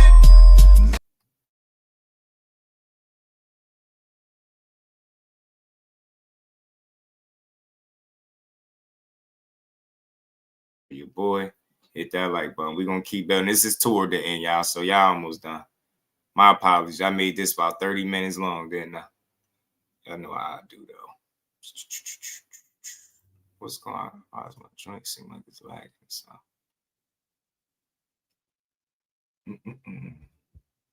Say, but if he accepts, go crazy.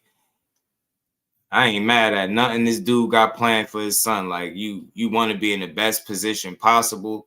Always, but lying about it ain't gonna get you there. I believe, on that card. But we'll find out by the end of next week who it actually is. Yeah, because he's getting in shape. Jojo, he's thin. He hasn't stopped. He's a better version. No, he not. No, he not. See, he come online. No, Jojo Diaz is not a version of nothing that he was before this point. And no slight or shade to him, but I think that's physically impossible for him to be a better version of himself now than he was in the past. This is after all that drinking. And again, I'm not knocking him, but that damaged your body, weight gain. You took losses since then, all types of shit. You know what I mean? You took a bad loss. You know what I mean? That's not the same Jojo Diaz, bro. That's an older Jojo Diaz.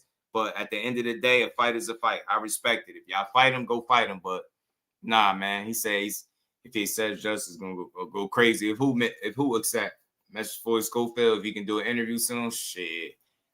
His dad blocked me, bro. Told you his Papa Schofield blocked me.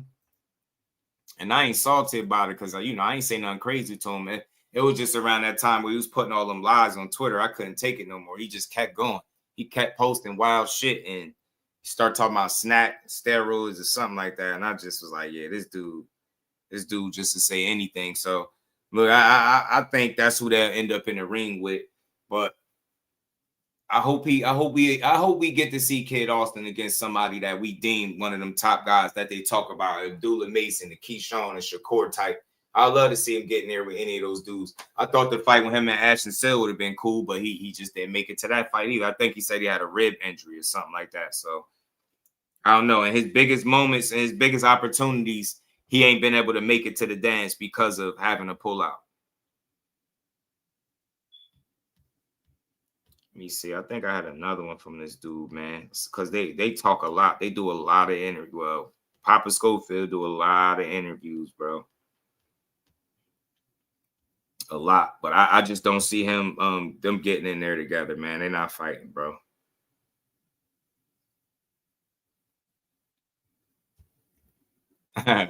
Kid Austin, I told you, man, I was rocking with Kid Austin way before it was popular to do so. You know what I'm saying? He seemed like a good kid. Well, I thought I was talking to him, but now that I think about it, it probably was his pops. Probably was his pops the whole time. So yeah, man. As for anybody asking about the OSTERINE, nah, Keyshawn ain't on no OSTERINE. That was just a fan calling in the show, just accusing him of being on OSTERINE with no proof, with no rhyme or reason, other than the fact that he ain't with B&B no more. So now all of a sudden he on something. People are weird, man. That dude gonna be on Jermaine Ortiz's helmet come fight night. That's where he gonna be. But yeah, he ain't doing no he ain't on no damn OSTERINE. And this was what Keyshawn Davis had to say to Lewis Crocker, man. You know what I mean? And if you think about it, I know what people gonna say. Well, he was just saying he was going to fight Devin Haney, but y'all ain't paying attention to the context in which he said he was going to fight Devin Haney, right? He was talking about unification. He was talking about winning the title at 147 pounds and then unifying with that dude. That'd be a great fight for him, man. He can get past Jermaine Ortiz and he was to move straight up to 147. I doubt if he get a title fight right out the gate. So I ain't gonna be, I ain't gonna entertain this too much, but yeah, I don't know who Jamming is. He called him Jamming after he beat Jamming. I'm going after the IBF title at the 147. I mean, shit, it'll make sense to try to position yourself to get a title, but it'd be dope if you could see them fight a unification. But that's a perfect world, man. To see them get in the ring, period, it'd be dope. You know what I'm saying? To see Devin Haney fight a Keyshawn Davis, because again, they've been going back and forth, right? He already got put on the list, so why not make it a thing? You know what I'm saying? If you could put him on the list, then y'all really could fight. Shout out to Broly, man. Much love becoming a new channel member, my guy, man. Appreciate the support. And we ain't never got a box again. Well, Right. well. I already been getting these bets, but now it's time for you to get your just due. Yeah, man. What's up with Buddy? Why Buddy spamming that in the chat like that? Tripping. Shout out to Broly, man. Appreciate you, family. But it popped up twice. Said Key should stay away from death. Said, I don't know why. Still Keyshawn will hurt Kid Austin. I think so too, James. I think I definitely got Keyshawn beating the Kid Austin. Devin Haney right now, look, he got the experience. So I could understand anybody saying, they favor Devin Haney, this or that, but I believe in skills paying the bills, styles making fights. I factor in experience, but I also feel like when you perform at a certain level, you're capable of nullifying some of that experience. Like, basically what I'm saying is the resume ain't going to get in the ring and beat Keyshawn that night. Keyshawn is the kind of talent, in my opinion, that if you fight him, you can't go into a fight with him. Like, say, for instance, if he moved up and him and Devin Haney fight got put together. Devin Haney, I think it would be a mistake for him to go into that fight or approaching it like, you know what, I'm more experienced than him. You get what I'm saying? I'm going to beat him just off that. Resumes don't win fights alone. You got to perform on the night. You could fight King Kong, Godzilla, Megatron. You get what I'm saying? And then get in there and fight a Keyshawn Davis. But if you don't perform, then you'll lose. So it don't matter who you beat. If who you're currently fighting, you end up not performing to your standard. You understand what I'm saying? So that's why, I think resumes factor in to a degree for sure, right? Who you fight, it prepares you for that next fight, for that next challenge for sure. But I do believe once you reach a certain level, I feel like, it's going to come down to who's the better man that night. It ain't going to be no, oh, man, he got the resume. And if y'all don't believe me, just look at the Terence Crawford and Canelo Alvarez thing. You literally had the smaller guy that started from the smaller weight class, moved all the way up, right? He fought way less opposition, right? They said than Canelo. Canelo should have smoked his boots by that. You get what I'm saying? He should have smoked his boots by that logic, right? Oh, because he got the resume, because he fought all of these different names, right? Triple G 3 times, Lara, you get what I'm saying? Danny Jacobs, the list goes on and on. Kovalev, Beeble, right? He fought all of these guys, right? He gonna definitely beat Crawford. No, you seen that fight came down to who was better on the night and who performed, right? It has shit to do with resumes at all. And I'm pretty sure we all would say Canelo resume trumps a Terence Crawford, but his skill set didn't. None of that shit mattered when it came time to fight him. And again, because Terence Crawford is on a certain level that when you fight him, you're going to have to be better than him on that night. You're not going to be able to rely on my resume and who you fought. You don't believe me? Look at when Errol Spence fought him. Everybody says Spence had the better resume too. Could Errol Spence get in the ring and say, man, fought the better opposition? No, you got to fight. You got to perform on that night. And we seen that Errol Spence didn't perform. Terence Crawford did. What was the end result? So again, I get it why people, make the argument about resumes, but that's not the end all be all, man. A resume alone is not going to win you your next fight. It doesn't matter how many of those guys you fight if you get in there and have an off night. You get what I'm saying? You get cooked just like anybody else. Wars equal depletion. Easy resume equals no wear and tear. Yeah, I mean, I think you got to find a balance, Shadow Band. You got to find a balance in between the two. You know what I'm saying? Keith was good because at the end of the day, you don't want to burn. You don't want to crash and burn. You know what I mean?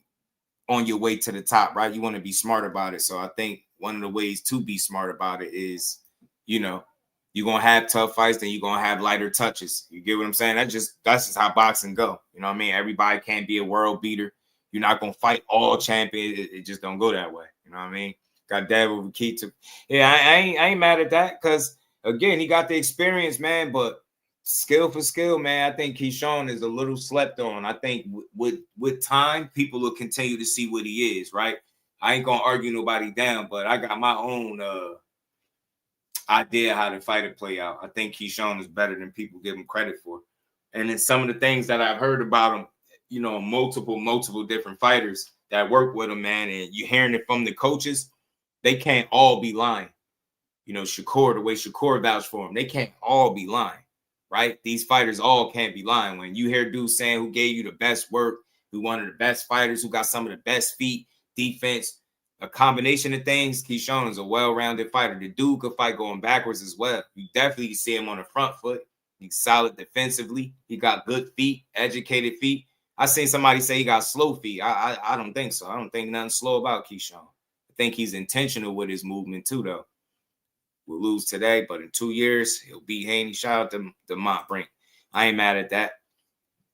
Dev is still a weight bully. Only reason I don't call Dev a weight bully, locked and loaded, what up? Because he makes the weight. Could you criticize him for being able to take advantage of that legal loophole with, you know, I could weigh in at 147 and then blow up to however much? That's just something he's mastered that. He got that shit down pat. So I ain't gonna call him the weight bully, but I tell you what, him and Keyshawn ain't gonna be the kind of fight that people think it would be.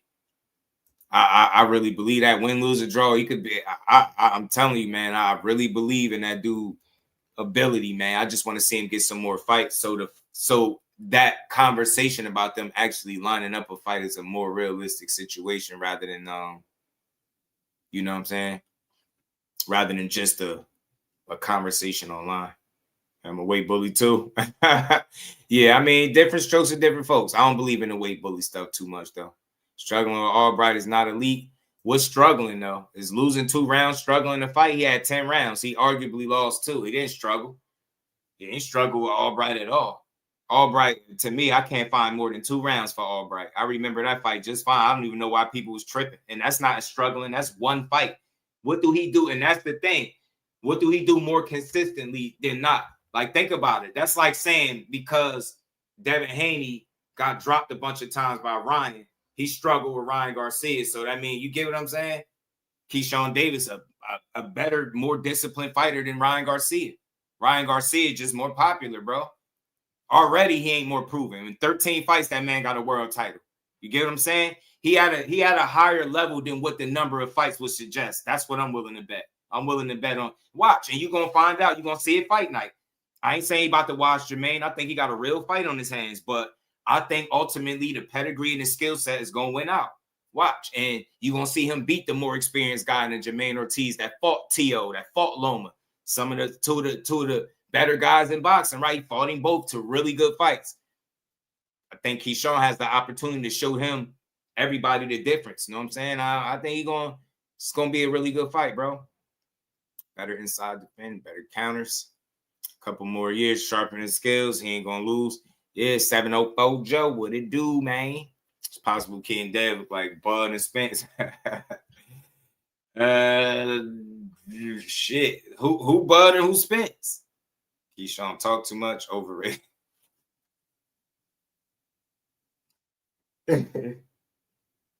Watch this, y'all. Because I'm gonna use this. Watch this. Shout out to you, Eugene. I ain't mad at you. I respect all opinions, but can you name another fighter currently, Eugene, with 13 fights as a pro that was a world champion? And on top of that, keep in mind, Keyshawn never faced an opponent with a losing record. So I want to know, like, who do you have with 13 fights that made it to be a world champion? Mind you, one of the fights got taken from him, right? After he beat Albright.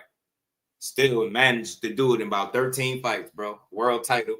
Never fought an opponent with a losing record. Get what I'm saying? Can you name another fighter with those stats? I'm just trying to make a point because you say overrated. Well, I mean, what we basing it off? Because the man really got a world title in about 13 fights. I don't think it's nothing overrated about that. I think that's, of course, is matchmaking, is opportunities and things like that, but it's him making the most out of them. You know what I'm saying? I think it's something to be said. The fact that you said kids, but yeah, I feel you. You get me? So Andy Cruz, that's impressive too. He could be a champion in 7 fights. Shout out to Boxing Dad. Yeah, that's impressive. And shit, he damn near cut what Keyshawn did in damn near a half. That's very impressive. Yes, it is. Shout out to Andy Cruz. The faster he win a world title, maybe the more likely we can see that fight. Because I hope they make that fight in the pros. I got my money on Keyshawn. But I see it from them as professionals. I got my money on Key if they fall. Nah, Loma not overrated. He's overpraised. Loma, hey, look, I can't tell you what he is to you, Keith. If you see it as that, for me, Loma's not overrated. He was overpraised, right?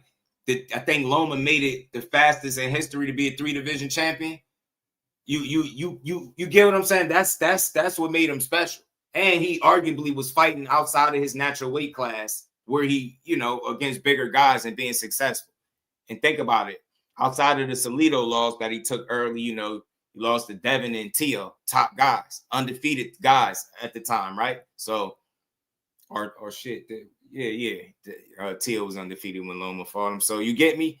I think he might have been overpraised. You know what I'm saying? And why I say overpraised, when they start saying Loma is on the level as Muhammad Ali and he 2-3 fights in, when they saying he had beat Pretty Boy Floyd in his prime with a couple fights in, that's overpraising him. Right? He's not overrated because he's very accomplished and been very successful. You know what I'm saying? But think about it. 2 gold medals. He got close to 400 amateur wins. Like he turned pro late and hit the ground running. You know what I'm saying? So he definitely overpraised, in my opinion. Not overrated, but overpraised. Keyshawn ain't overrated. He getting a lot of attention because he doing what most of these guys ain't doing. Think about it. They've been saying Keyshawn ain't been fighting nobody since about 3 or 4 fights in. But if I ask the average person who their favorite fighter is, do they know who their favorite fighter fought in their 3rd and 4th fights? They would tell me no. If I ask the average person that's knocking Keyshawn for what he's doing, if I ask them, did your favorite fighter win a title in 13 fights? They would probably say no. So it's not, that doesn't mean that he's better than guys just because he won the title that fast. But he clearly showed you that he made the most of the opportunities. He clearly, they matching him up a certain way where they not putting him in there with guys with upside down records. So they obviously believe in him enough to challenge him, right? You get what I'm saying? Dennis Baranchik had far more experience than he did, right? Coming off that win, that ugly win over Emmanuel Navarrete, who was giving everybody hell down there at 130, right? So I don't know, man. I think Keyshawn is the goods, man. I don't think nothing overrated about him. I think he's different. Said Abdullah Mason to crush him. Abdullah Mason is beating everyone, honestly. Okay, look, I ain't mad at the Abdullah Mason stuff, man. He got a world title. Early in the game too. He's very young, but the way both of those guys are on Top Rank, go look at the way they matched them up. It's totally different the way they matched them up. No, I don't know it. Y'all think that. Listen, I get it. Y'all extremely high on Abdullah Mason. I am too, but I'm not so high on him to the point where I'm just giving him wins over people. I'm not giving him a win over Keyshawn. I'm not picking him to beat Keyshawn right off the bat like that. Like, I don't feel that way. I don't think he beats all these guys. I don't think he beats everyone. I think that Sam Noakes fight was a really good test, and it showed a lot about him, but it showed me that it's some qualities that he had that other guys don't have, but it's also some things that he don't have that other guys have. That's important when you fighting at the top level. So he's still young. I think Keyshawn fights with a bit more maturity and patience. Abdullah Mason fights with a bit eagerness, right? He want to get in the fire. And look, that's how he is. I love it. But I just see more discipline and patience from a Keyshawn Davis. I'm big on that. You know what I mean? I value people with patience and poise because you need that at the highest level. You can't go 100 miles an hour in every fight. you're going to have to slow it down. You get what I'm saying? And I said this before. Once Abdullah Mason masters that aspect of the game, slowing it down, understanding how to fight his fight without fighting the other guy's fight, taking punishment, unnecessary punishment, he gonna be a terror. He already a beast. He gonna be even worse. So I love Mason too, but I'm just not giving him wins over everybody. Like, this is just my opinion, right? That everybody's different. Pedigree is different. The way they match Abdullah Mason up and match Keyshawn up is night and day. That shit is not even remotely the same. Don't take my word for it. Go look. Go look at it. You get what I'm saying? Bringing up 26-pounders like guys. Imagine if you seen Keyshawn Davis get dropped by Johan Vasquez. What they'd be saying to this day right now. Think about what they say about Shakur for taking a good shot being knocked off balance by Williams and Payton. So the bar is raised significantly higher with Keyshawn and Shakur. I'm just going to be real with you. Their margin for error in the public is significantly, smaller than what Abdullah Mason is, right? Shakur Stevenson go in there and get cut and fight and get touched up a lot. They're going to complain. You see, he fought Williams and Payton fight, and look how they talked about him. And he beat him at his own game, and they still was overly critical. So with Keyshawn, I can't say, based on what I've seen, that Abdullah Mason just goes in there and beat him. I don't know what makes people think that, but that dude got pedigree. That Olympic pedigree is some shit you can't sneeze at. That, to me, shows you that once upon a time, he showed you he was one of the best fighters as an amateur, and he's proven that as a pro. Abdullah Mason, pretty sure he was a top amateur too, but he obviously young. He didn't go the Olympic route. He had a different path, but look, he still got a world title. You know what I'm saying? Early in the game, younger than Keyshawn when he won the world title. More fights, but he younger.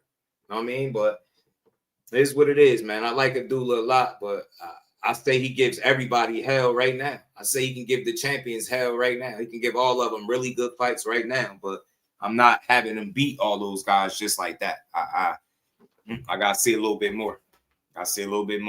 Do we got an opportunity to beat him? Is it like an open and shut case that he loses these fights? No, not at all, because he a dog, bro. That dude, he can go. It's not a lot he can do already, but it's just with him, it's all about maturity, growing up, and poise, patience, just little things, little nuances that I think he gonna master as he continue to grow. I think he'll get better and better. Abdullah Mason, you know what I'm saying? So yeah, experience is key. Experience is key, man. So we'll see. A margin of error like that because of the way they talk, nah, no, it ain't. Think about it. At 3-0, 4-0, John Wick, how much could you really be talking? How much could you really be talking? They margin for error like that because people don't really like them. And look, I ain't going to tell you how you see it because I ain't one of them. You feel like they margin for error is like that because of how they talk. I would acknowledge that. Maybe that's to a degree. But for me, it's more so because of the expectation. John Wick, show me a name. Name me a fighter that you seen pitch a shutout, 12-zip, drop a guy 2 times, and people shit on the performance. Name me one fighter. Name me one guy you seen pitch a clear-cut shutout, dominate the fight, win every single round. Score card 120, 108, and people come out of that fight talking about you didn't do this and you didn't do that, and it was a terrible performance. That's setting the bar extremely high. In no world of boxing is dominating somebody for an entire 36-minute period, dropping them multiple times in the process, a bad fight by any stretch. But when people expect something from you or expect so much of you, the bar is raised significantly higher, almost unrealistic at times. Like that's how bad boxing fans are. And nowhere else will you, in no other sport, will you see somebody pitch a shutout in a sport and then the fans walk away shitting on the people that got the shutout without even critiquing the individual that got shut out and lost every single round, got dropped, beat up, didn't make a single adjustment, none of that. So that's how I know the bar is unrealistically set high. You get what I'm saying? The same shit they praise Abdullah Mason for, being tough and gritty. They said Shakur got hit too much when he showed you he was tough and gritty and he didn't use his legs. You see what I'm saying? The same shit they praise him for, getting dropped 2 times by a guy that they brought up from 126. Imagine what they say about Corey. He get dropped in the same round twice by somebody that they brought up that ain't supposed to be nowhere near on his level. You think they're going to praise him for getting dropped, or you think they're going to shit on him? They're going to shit on him. Think about it. He beats Zepeda. That damn near dominated that fight. It was competitive, but he won majority of the rounds. And look how they walked about it. Oh, he almost got knocked out. See what I'm saying? So they not real, bro.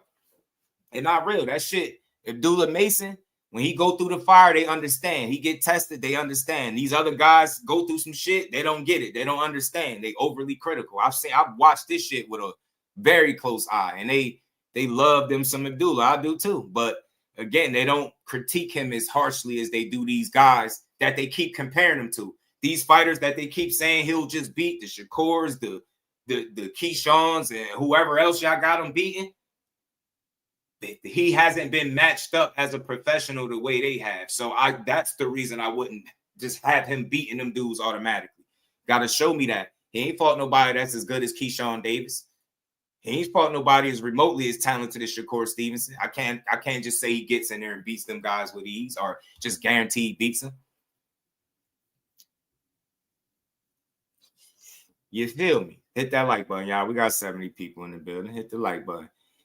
Keyshawn versus Ortiz sell tickets. Every single person has Keyshawn Davis. Why wouldn't it sell tickets? Trader Stro, what up? Why wouldn't it sell tickets? I don't see why not. I don't see why not. The boxing report. Why is he talking about fighting Lewis if he just called out Devin Haney? I got the answer for you, the boxing report. Why? It's simple. Because he did call out Devin Haney, but he ain't at 47 yet. Just because you call him out don't mean a fight gonna happen. I don't know if you were aware. Did you catch the little clip when he was getting interviewed and he talked about going up to 147? But he also talked about winning a title first and then unifying with Dude. When he said Dude, he was referring to Devin Haney. So you see what I'm saying? Guys be planning. You think he gonna fight Jermaine Ortiz? Say he win, right? Gonna move right to 47 and they're gonna give him the title shot with Devin Haney right out the gate? Hell no. But in a perfect world. And not even saying this Lewis Crocker fight is going to happen because you don't know what's going to happen by the time Keyshawn get there. But they less likely to give him a title shot with Lewis Crocker from the gate. So a lot of these dudes just be ambitious, bro. And if they had it their way, I'm pretty sure in a perfect world, he'd beat Jermaine Ortiz, move up, get the Lewis Crocker fight, then get a unification with Devin. But that's all. You know what I mean? And look, why didn't nobody question why Devin Haney had Keyshawn Davis on his list at number 7 of people that he was going to fight while Keyshawn Davis was still a lightweight? Nobody had a problem with that. Think about it. When Keyshawn said, yo, I'll fight Devin at 147, they said he was clout chasing. Not to mention Devin has him on his hit list. He has 135-pounders. I think he had 54-pounders, 140-pounders. The dude literally on his list got fighters from 3 different divisions. Nobody asked a single solitary question. Nobody asked Devin Haney, why are you putting lightweights on your hit list of people to fight? But see, when Keyshawn opened his mouth and responded, like, man, why you doing that? He just responding to Devin Haney. And look, Devin Haney will not have an easy time with Keyshawn Davis. I promise you. I promise you. You could favor him to beat him if you want because of the resume and all that, but styles make fights. MAW, my guy. What's good, Brody? How you feeling? Keyshawn defeats Jermaine, then defeats Crocker, fights Haney for unification. That's the moment fight. Hell yeah, that's a great fight for him. He say everybody trying to slide in 140. Opportunity, traded stroke. Opportunity, bro. Opportunity, man. Nah, boxers ain't no chumps, bro. You know what I mean? These dudes ain't no chumps. They all trying to figure out the best moves for themselves, bro. And in the process, they gonna call out some shit. They gonna say some shit that ain't gonna come to fruition. That's just boxing.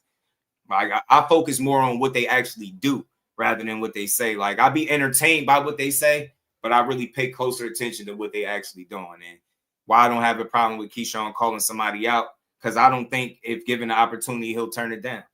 You know what I'm saying? He ain't, like I said earlier, he ain't fought a single opponent with a losing record. And I told Dude when he said he was overrated, can he name another fighter with 13 fights that's a world champ? That was a world champion.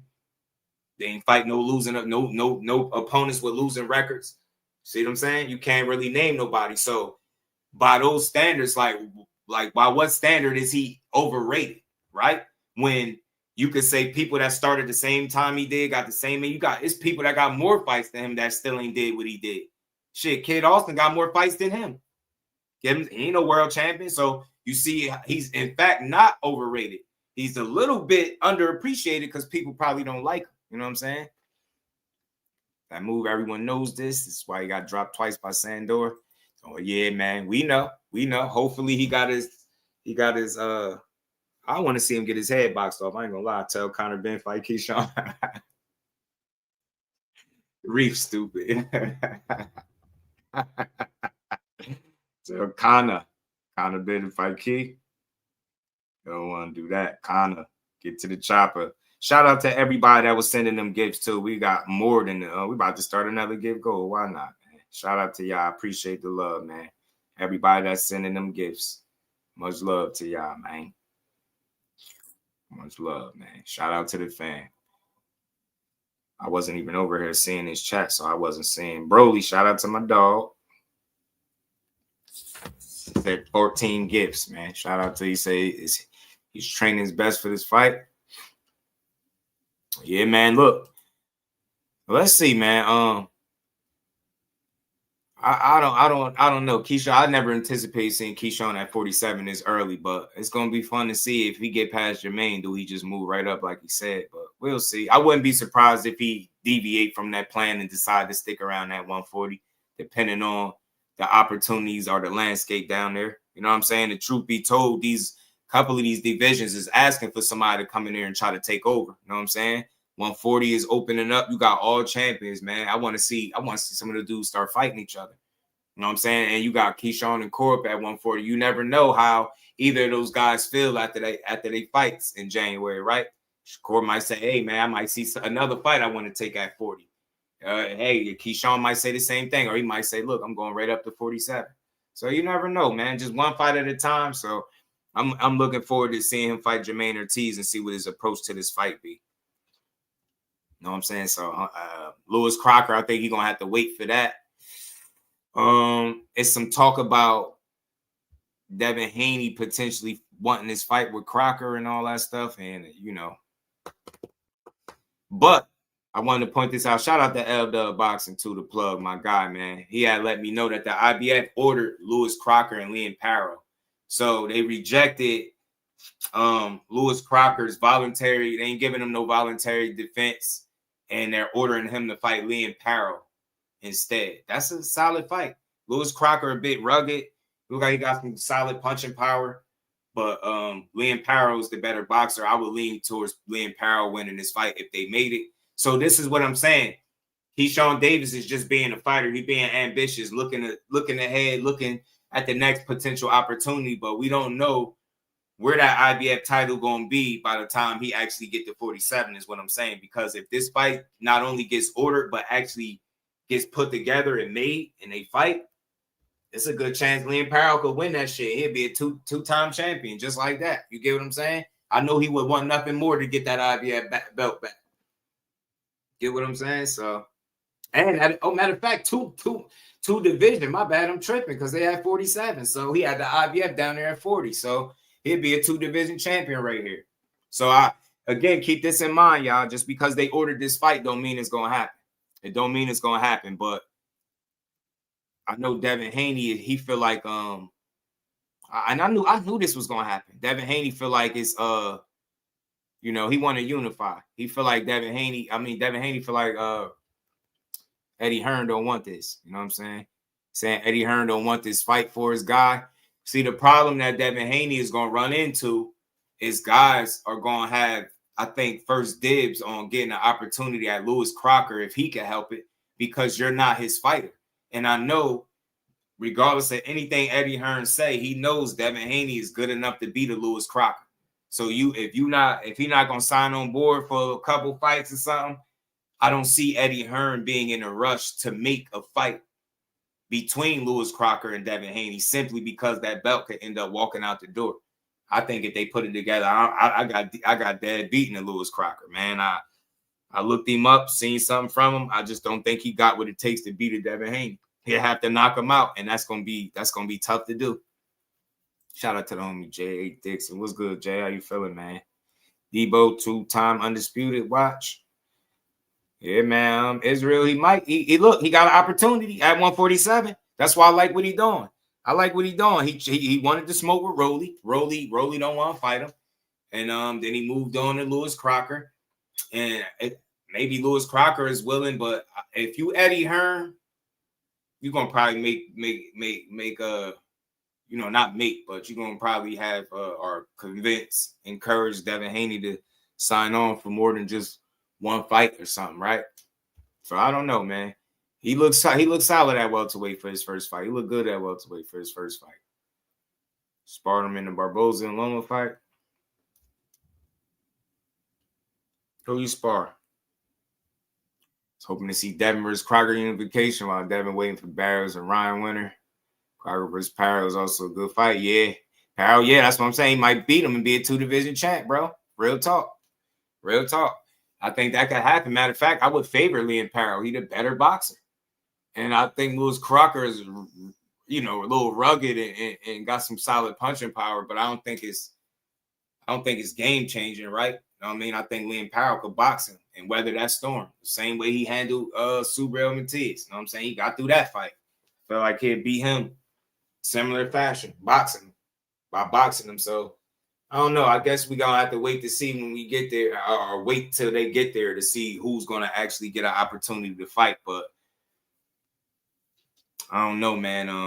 I don't think Eddie Hearn is trying to block Devin Haney from fighting, though. I just think it's business at the end of the day. And you're gonna look out for what's in the best interest of your business. And if you're Eddie Hearn, I don't think it's in the best interest of your business to get your fighter beat by a guy that you used to work with, that he get that belt, he gonna move on to the next thing. So, that's just how boxing goes sometimes. You know what I'm saying? But it might be out of Eddie Hearn's hands. You know what I'm saying? Who knows? Like, I hope Liam Paro actually do get this fight now that I think about it. I wouldn't mind seeing Devin get it, but I just don't think that's gonna happen. It's too much like right. I don't feel like the powers that be want to see him be a 2-division undisputed champion. I really don't.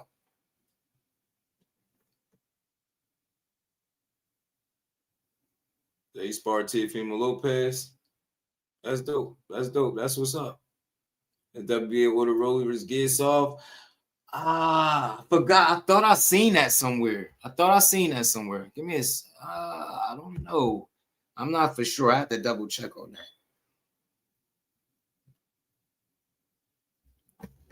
I have to double check, but yeah, man. We talked about this before what Devin Haney's situation was going to be, because remember, man, them being their own boss, it's not a bad thing, but I think it can be a bad thing, because at some point you're gonna need to come back to the table.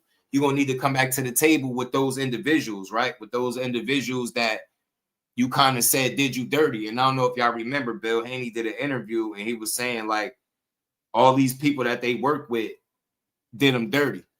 Shout out to the Queen LaJessica. You know what I'm saying? He was saying all the promoters screwed them over. So you got to think, people don't forget shit like that. When you put out information that somebody got it off on you and did you dirty in the business, and then you got to double back and cross that same bridge that you just essentially burnt, you're going to have an issue, and you're going to have people talking about, oh, they're trying to block them. No, y'all blocking your own blessings. When you burn a bridge, just because you feel like your business is done there and you moving on to your next opportunity, don't mean you got to burn the bridge after you crossed it, bro.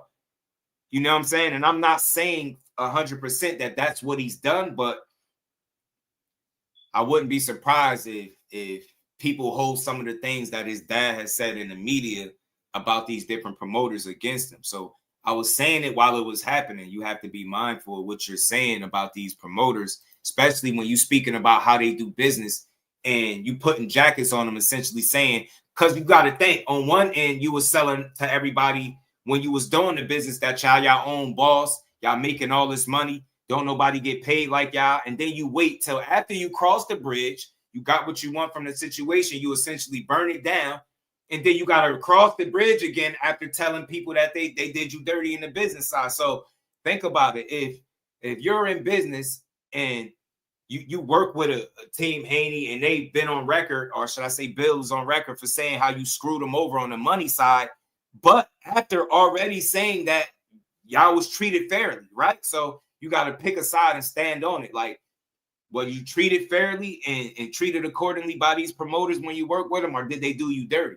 You get what I'm saying? Because my thing is, if they haven't mistreated you and you putting that information out there, you can't expect them to be greeting you with fucking open arms when you're trying to get a fight because you want to be great. It's not in their interest to try to make sure you're great throughout your career if you don't work with them no more. So again, when you preach that to your own boss and we work with whoever we want and we don't got to sign on to this and we making this money, you got to keep that same energy when it's time to make fights. Or at least you got to expect those promoters that you speak badly about to keep the same energy when you got to come do business with them.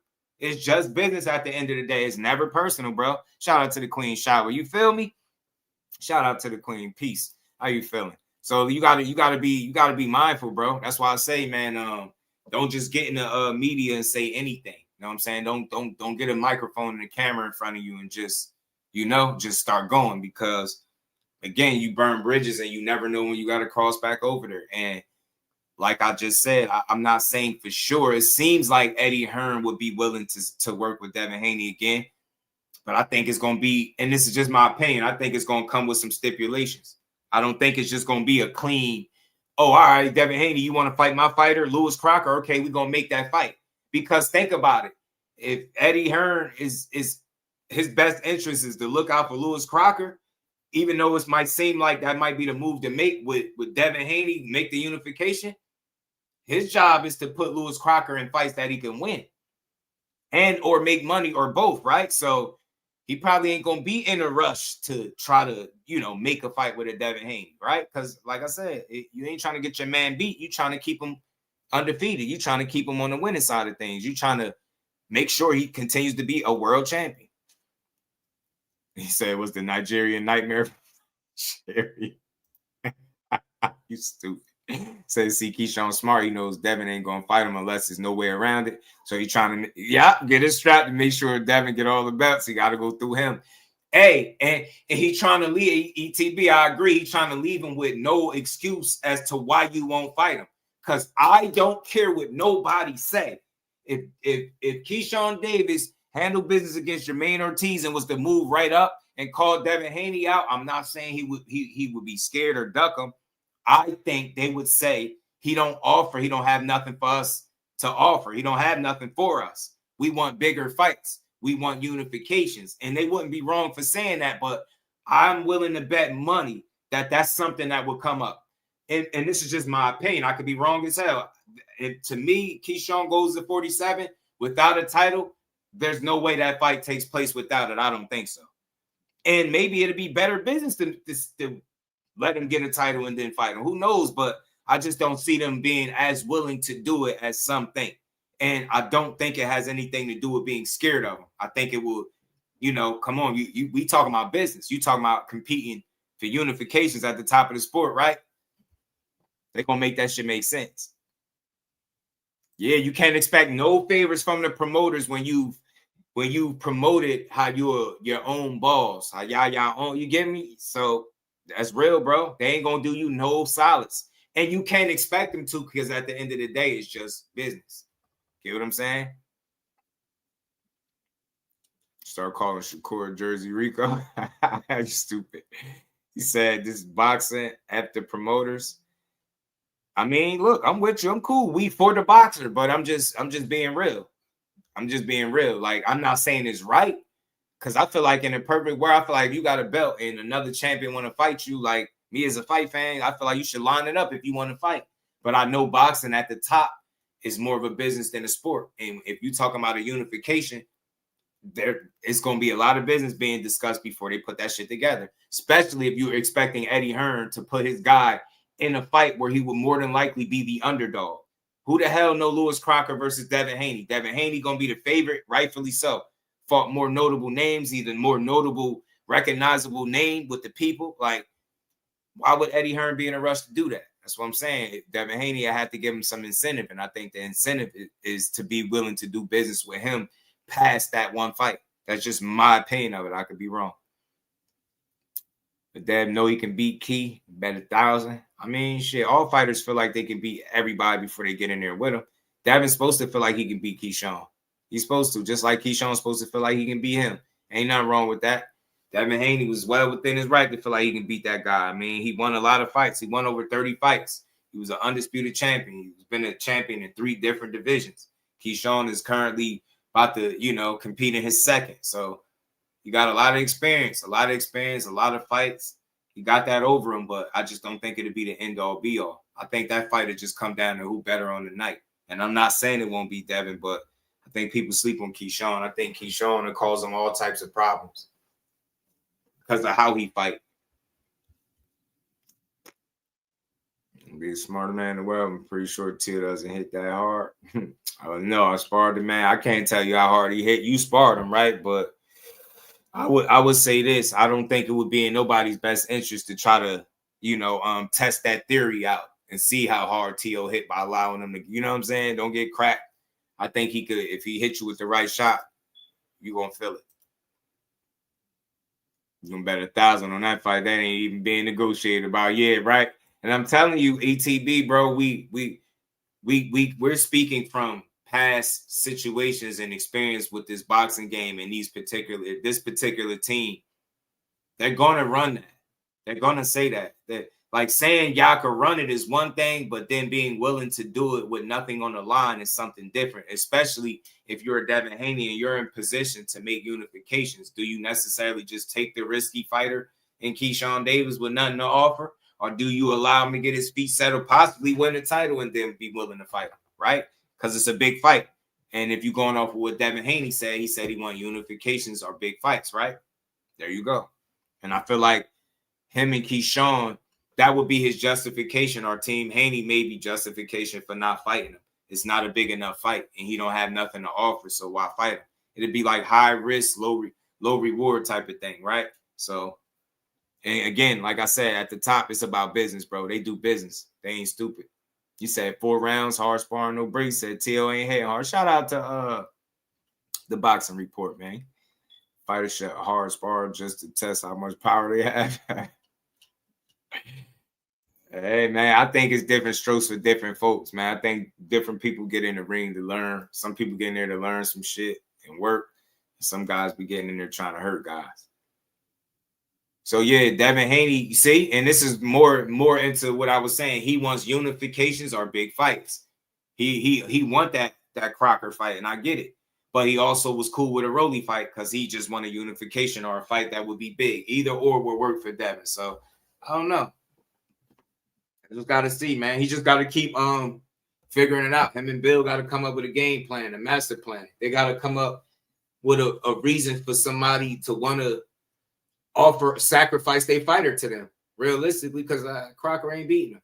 So he got to take that into account. And I know his fans is going to keep saying he being blocked, but yo, bro ain't being blocked, man. That's not being blocked. That's just business, man. And that's the business of boxing coming back to haunt you, and some of your own words coming back to haunt you too. Get what I'm saying?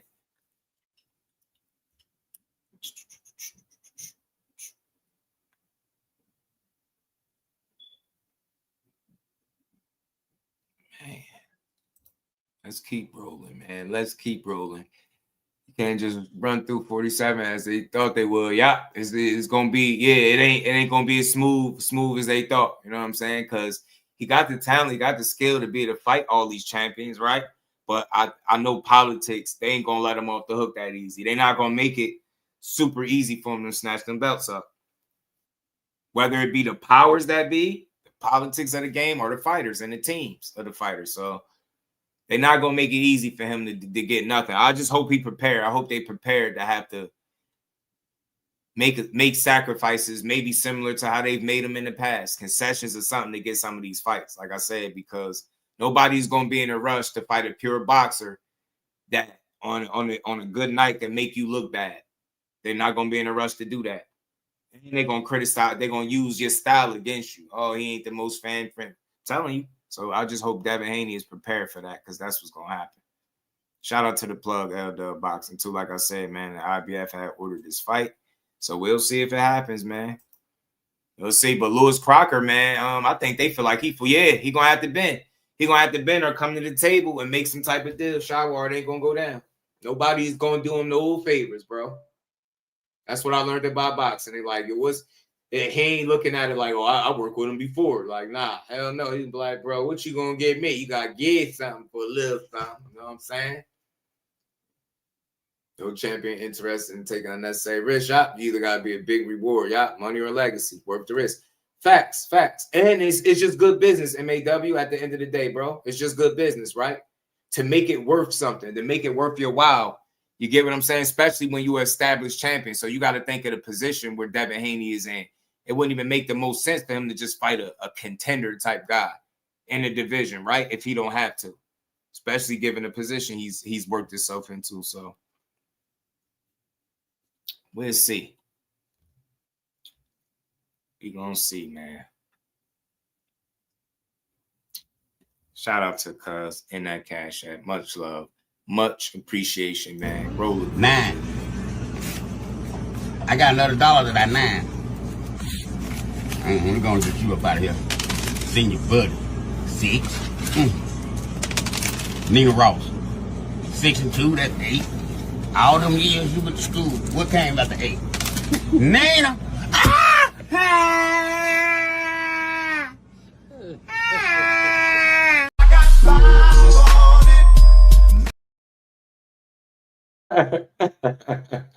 That's funny.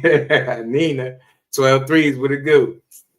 Yeah, man. They try to throw and contender would be dope. Like what I say, or let me be more clear. Like somebody that just without something to gain from it, right? So I don't know. Shout out to Cuz. I didn't even see you in here. I don't know what side you're on. Some of the comments don't be coming up on the StreamYard too. So I don't know. But yeah, Nina, that shit funny. I forgot that was in there, Cal. Oh man. Appreciate the love, man. Appreciate the love. But yeah, so yeah, that's what I'm saying. He gonna want Devin. Yeah, he established champion. So think about that. As an established champion, you gonna want your fights to make sense. You're not just fighting just cuz, right? And I'm telling you, I don't care what nobody say. You can see it with how they move. Look at the fights that they're pursuing. Rolly or Crocker, those unifications. I haven't heard them talk about fight. Oh, Jack Catterall. And Jack Catterall is just a good fight. I mean, I think that's a fallback, good fallback if you can't get those champions in the ring. Yeah. Devin and Bill have mastered the internet and everything and what it looks like. Yeah, now they got the internet on Smash, bro. They did it. They did a damn good job. Since Dev is a champ now in his 3rd division, time to focus. That's what I'm saying. That's what I'm saying, Daniel. That's exactly what I'm saying. So what I'm saying is he going to want to make the most out of all of his opportunities. He's not going to just be trying to do shit just to do it. It got to make sense. So even though him and Keyshawn traded words with fighting each other, it's going to be different. It's not going to be that simple when it's time to make that fight if the right situation is not in place. So it's either going to be money or legacy or both for him. And if I don't know, is Keyshawn without a title a big money fight? Is it a legacy fight? I don't think it checks either of those boxes. So that's why I think it's less likely to happen right out the gate. You know what I'm saying? Even if they wanted it, you know what I'm saying? Now, then you got to ask yourself, what platform, who's going to pay for the fight? You got to start asking that. So these fighters could want to fight each other, but the network's got to be interested in the fight as well. Somebody got to be willing to put the fight on. So we'll see. We'll see. Call-outs are necessary to generate conversation and interest. That's what I be saying, MAW. I've been saying that for years, bro. I say it all the time. Call-outs are definitely necessary, bro. You know what I mean? They help the sport. 3-division champion and undisputed. Facts. Facts.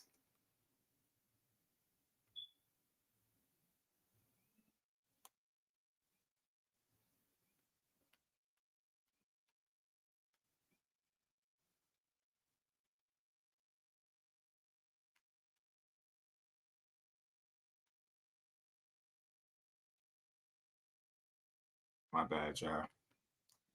So this is what happens when you threaten people. People are gonna want the most money they can get, period.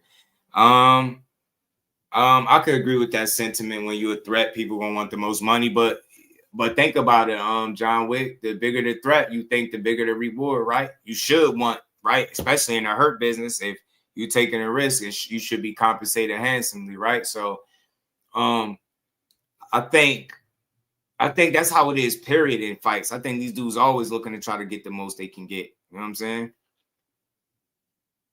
He'll redeem himself, Daniel, man. Tune in on the 31st, man. You know what I mean? Tune in on the 31st. You'll see. You know, I think you'll see him redeem himself. At least in my opinion, you will. You know what I'm saying? At least in my opinion. Think about Pacquiao and Tank. I don't think that's gonna happen. I don't see that happening. It could happen. I'm not saying that it can't, but you never know because he could have shifted his attention once the Jake Paul fight fell apart. He could have shifted it to the next big money fight for himself. I don't know if that's the case, but I mean, I think Pacquiao is old. I think he can make that shit really interesting though. But he better not get caught by Tank because I think he'll get hurt. He's old as he an old man. What is he? 47 years old. Just don't get caught. But if you Tank, you know, don't let Pacquiao just get off because he still throw a good amount of punches, and you know, Tank got that lower output. So I feel like I don't think we'll see that fight. I mean, I wouldn't be mad at it if they made it cool. Let's see it, but I don't think we'll see it. I hear people kind of like rumoring, talking about that fight. I just don't see it. I don't see it.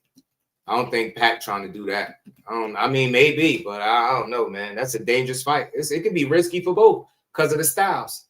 Pacquiao is a guy that, like, that's a kind of fight where Tank would have to knock him out because of how he fights stylistically. He just don't throw the kind of punches that Pacquiao. Now, this ain't a prime Pacquiao either, so this ain't the do. This ain't the, you know, this ain't that. But he still, you see what he gave Barrios a good scrap, even though Tank stopped him. So that's what I think it'll end up happening, man. He might get stopped. He too old, man. They mess around and stop him if there was a fight, but I mean, if it made money, I'm pretty sure they'd be willing to do it though. But the question is, where would the fight happen at? That's why I question if it happened because Pacquiao fought the last at what, welterweight? I don't see Tank fighting at welterweight, 147.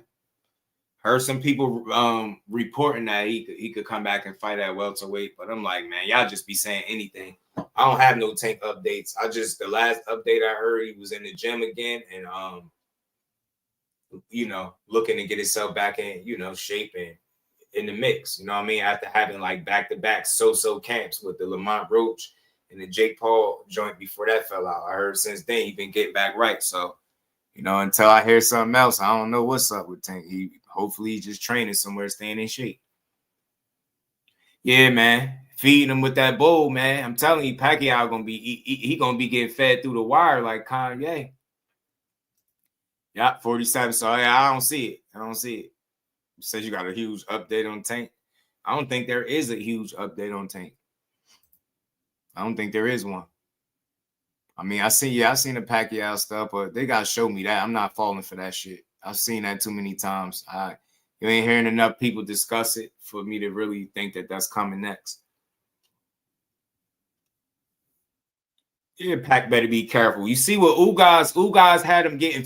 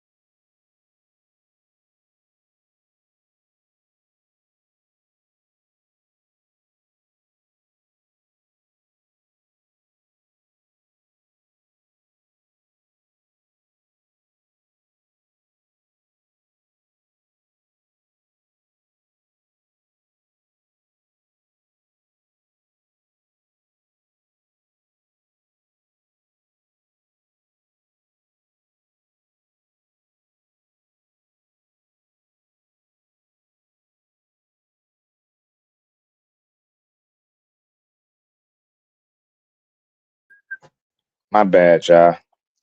My bad. I had to happen to my power went out for a second. So my Wi-Fi got to reboot. My bad, y'all. My bad. My bad. We back though. We are back. Says Shakur called the same time as Zayas. I don't think so. I don't think it is. I don't think it is.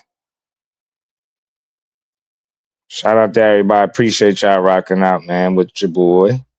Yeah, I don't know what happened, man.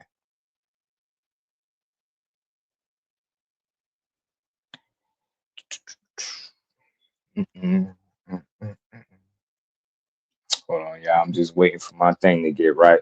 Probably sound like that because I got earbuds in and I ain't got the settings. You know, YouTube is where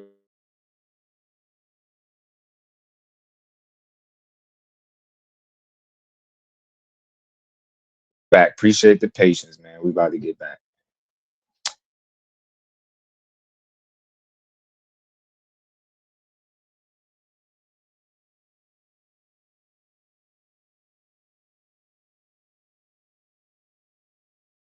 Check for you though, bro. I'll double check for you. But I doubt it. I doubt if they overlap though. Cause where is Zayas fighting at? Ain't they fighting in Puerto Rico or something like that? Or am I tripping?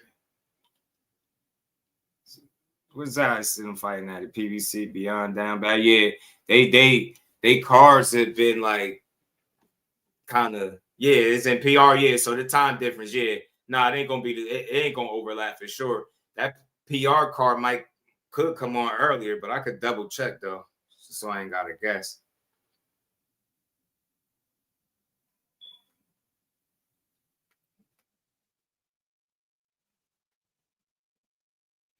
You know what I'm saying? Yeah, I don't think it'll overlap though.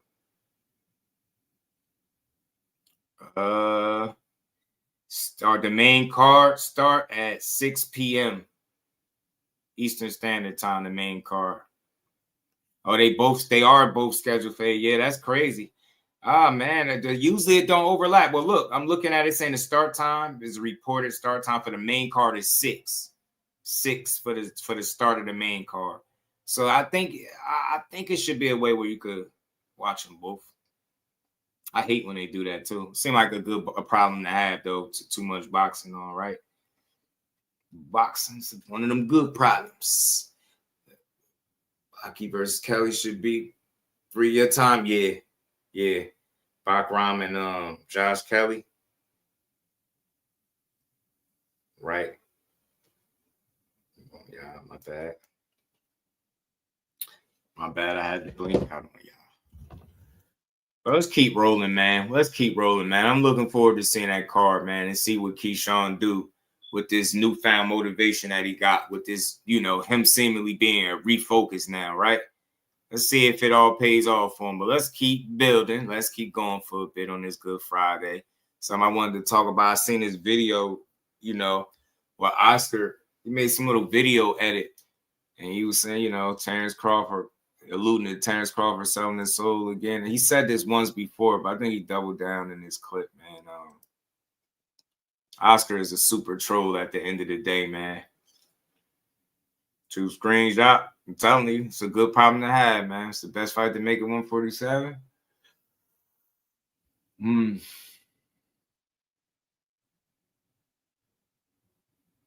Shit, any unification at this point. Devin Haney and somebody. Crazy. Devin Haney and somebody. It's crazy. 147 light, bro. I want to see Tiger Johnson position himself, man. I think he could be a problem up there at 47. I do. I like Tiger. I do. But let's get to this clip with Oscar, man. Still taking shots at Bud Crawford. Oscar's a weird dude, too, man. Appreciate everybody that rocked out, man. My bad. I had some little technical difficulties, man. We back, though. We good, y'all. We good. Well, let's play this, man.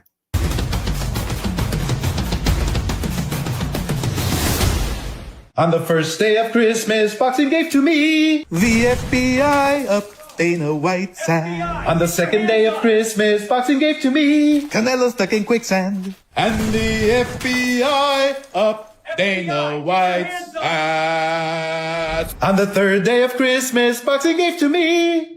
Bamlanga steak and diamonds. Canelo stuck in quicksand. And the FBI up Dana White's ass. On the fourth day of Christmas, boxing gave to me. Crawford sold his soul. It was a smart idea.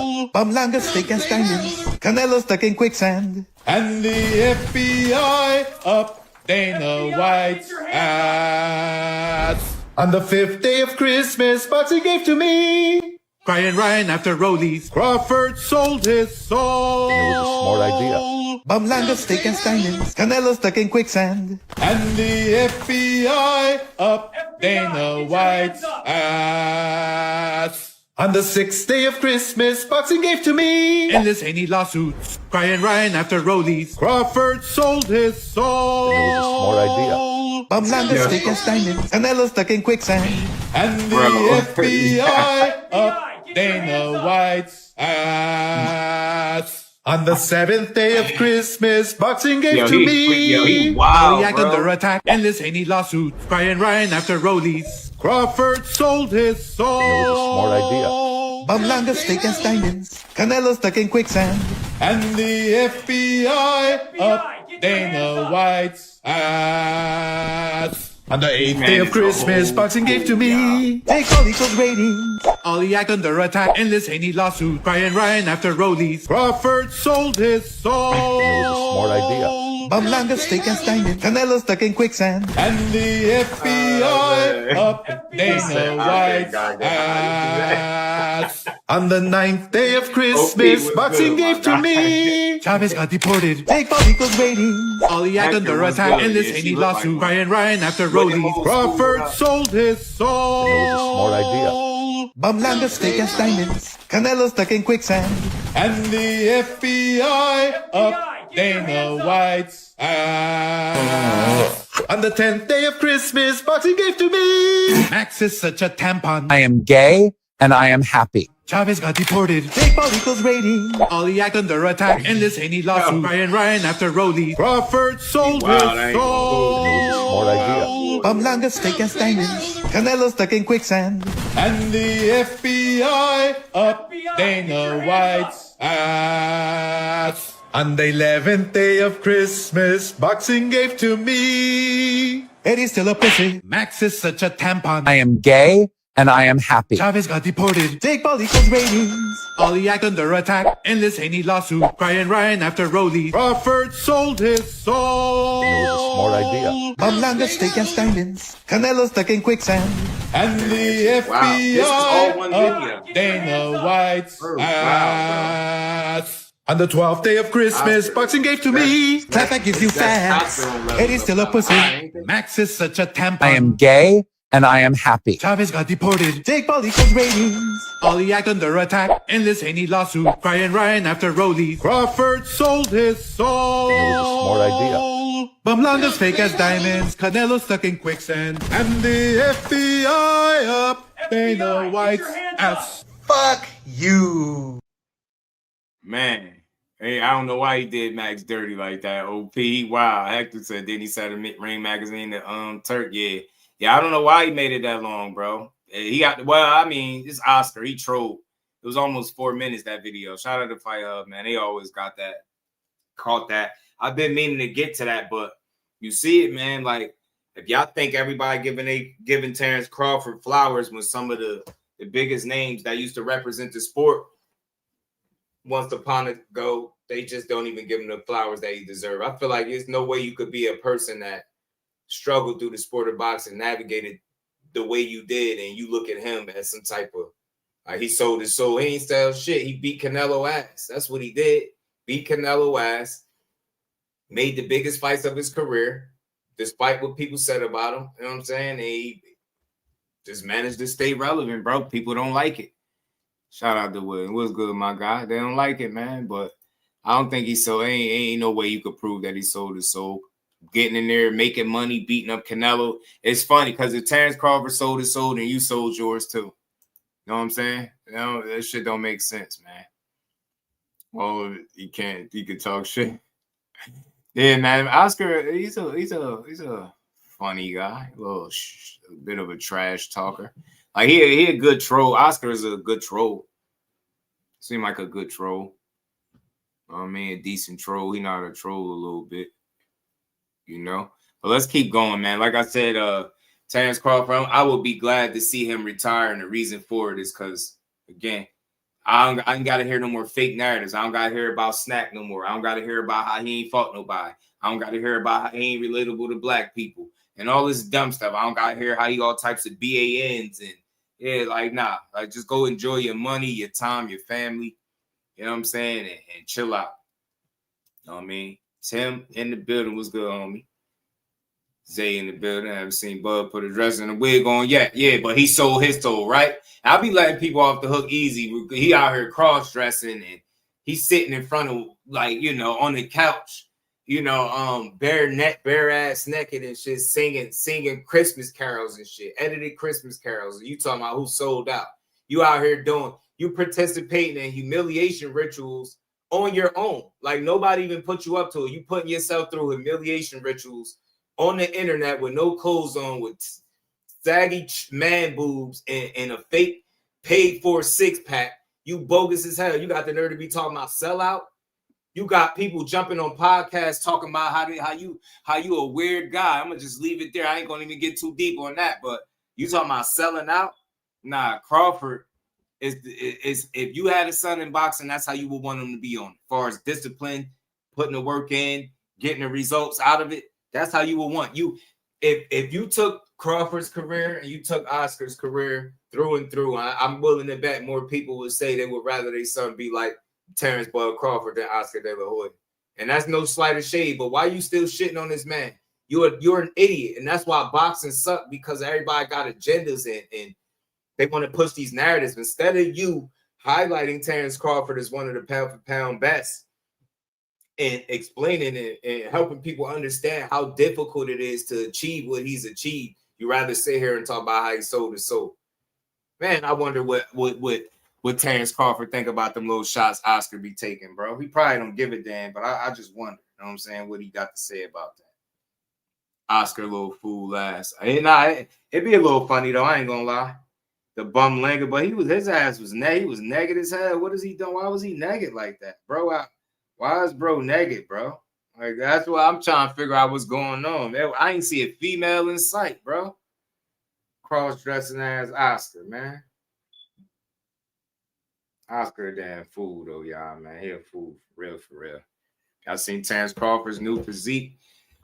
Speaking of that, because we're going to get to that next. We're going to talk about that, though. Because Terence Crawford, yeah, man. So I hope he retire and just enjoy his life, man. But I got to bring this up because I had seen this picture surfacing a couple of days ago. And I see y'all pushing the narrative. And I gotta speak on it because it's ridiculous. Y'all want me to believe they're pushing that Shakur Stevenson is bigger than Terence Bud Crawford because of this picture. That's why I hate pictures, yo, because pictures are very deceiving. Like, the hell with a picture, the hell with seeing these dudes on TV, see them dudes in person. Neither guy is extremely tall, but Shakur definitely ain't taller than Bud Crawford. And in this picture, he damn near look like he is. You get what I'm saying? You get what I'm saying? He got the athletic, exactly, bro. He got the athletic gear on. He probably got a fresh pump. He working out. Yeah, it looked like that. Bud in casual clothes, loose clothes. If you think Shakur Stevenson is bigger than Bud Crawford, you either a fool or you really don't like Shakur that bad. You just want to push the narrative that he's some type of big-ass fighter that need to be fighting up at 54 or something weird like that. Dante Boxing talking about, dog, what's good with it? He definitely got on athletic gear. So I see the narrative. Shakur bigger than Bud. Did you see Shakur? He's bigger than Bud. He's bigger than Tiger. He's bigger than everybody. Shut up. He started at 126. Bud started at 35. Bud last fight was at 168 pounds. To my knowledge, that's very accurate. Shakur Stevenson ain't never been 168 pounds, ever. Outside the ring, inside the ring. I don't know what y'all be. Y'all just make shit up. Just make up your own facts. How the hell could he? I don't care what the picture look like. I swear I don't. I ain't no fool. Shakur ain't fighting at 168 pounds, dude. He ain't fighting at 168 pounds at all. That's Photoshop on purpose. I don't know if it's Photoshop either, though, because I think this is the legit picture. And I forget, I got this from off of somebody's page. But I seen it surfacing and they going in about this. Man, it's not that big a deal, bro. He ain't no overly big fighter. He like 5'7", 5'8" on it, and that's stretching it on a good day. He like 5'7", Bud like 5'8". Bud got longer arms. Started at a heavier weight class. He started 2 weight classes above what Core started at. So what in the hell would make you think that Shakur somehow just got bigger than Terence Crawford? Like they act like he just like hit some type of growth spurt. And now he moving to 140 and he got big as hell. Nah, bro. He putting in the right work, bro. I said it. Maybe it's the pre-camp that he did in Vegas that helped him acclimate and get his body in shape. You know what I mean? His arms look big there. He looks solid there, but this is just a picture, man. Don't be fooled by that. And anybody pushing this, I know for a fact you ain't seen Shakur in person and you ain't been to no fights because you wouldn't even entertain stupid shit like this. Bigger than Terence Crawford. That man, Terence Crawford, posted the scale and he was about 180 plus pounds. Shakur ain't never been 180 plus pounds. Why in the hell would you think he a bigger man? He not taller, longer, nothing. Like, he don't get the longer arms. He not taller. Think he built different. Core got a little muscle mass. Don't get it wrong. He ain't some pipsqueak or nothing, but he not no real big ass dude. And I think because he's really disciplined, I think he don't allow himself to blow up crazy in between fights like that. He said that. He said it when him and Devin Haney was standing in front of each other. I think it was him that said he don't get that big. Something like that. He's not an overly big dude. He said it. At 35, he don't got to cut a lot of weight. At 40, he got to cut even less weight. You got people making up their own facts talking about, yeah, he at least 160 right there. Shut up. 160 right there. Now everybody could guess weights and shit. You way wrong. Hey, Jordan, remember they was just saying he was 175 pounds? Remember they thought that? Remember they was pushing that narrative that he was 175 pounds? That shit is crazy, bro. He said acting like he drank the ooze off Ninja Turtles. Right, Tim? I mean, remember they was acting like he was 175 pounds and he told him he was like $151. So how the hell is he bigger than Bud? Explain to me how he bigger than Bud, bro. Everybody's body is not built the same way. Bud can have much bigger legs. You get what I'm saying? He can have, which he probably do, because Bud, you seen it for for Canelo. He got some big legs. So they built different, bro. They built different, yo. Shakur, most of his weight might be in his upper body. Buzz might be in his legs. You get what I'm saying? They built different up top. So it's sad that you got to explain this shit, but this is where we at in boxing, where people would just say anything. He's bigger than Bud Crawford. He's bigger than Tiger Johnson. Bigger than Bud. Bud just fought Canelo at 68. Shut up, man. Shut up. Yeah, bone mass difference. Shout out to G-Ball. That's a fact, bro. It might look a certain way. Like, you've ever seen somebody that look muscular as hell but don't weigh a lot? I've seen that a lot. Like, like dude said, 145, I'd say closer to that than anywhere near 160. Like, he ain't never been that big, bro. People just be saying any damn thing. I promise you they do. Promise you, man. Yeah, he's bigger than Bud right now. You see him? Look at his arms, bro. Look at his arms. See how big he look? Bigger than Bud, man. That's why he don't want to move up, man, because he don't want to lose his advantages, man. He used to being the bigger guy, man. He want to keep beating up these little guys. Chest look bigger, facts. And he got that tight ass shirt on, the athletic wear, like my guy Dante said, man, it's gonna look like that. That shit ain't that big a deal. And dig this. He ain't even bigger than Tio. How the hell is he bigger than Bud? Tio, you could look at Tio and see he bigger. Tio posted on the scale. He was what? I think he posted he was like 150 something. The high 50s or some shit like that when he posted on the scale, but nobody talk about that. You notice how nobody is saying Teofimo bringing up a guy from 135? They're not even there about to say it because they know the winner of this fight, it ain't going to have shit to do with the weight, bro. The weight is going to be the last reason one of these dudes win or lose the fight, in my opinion. I don't think he's going to be compromised at 140, but I don't think we gonna get through that fight and be like, yeah, man, he only won because he was the bigger man. You know what I mean?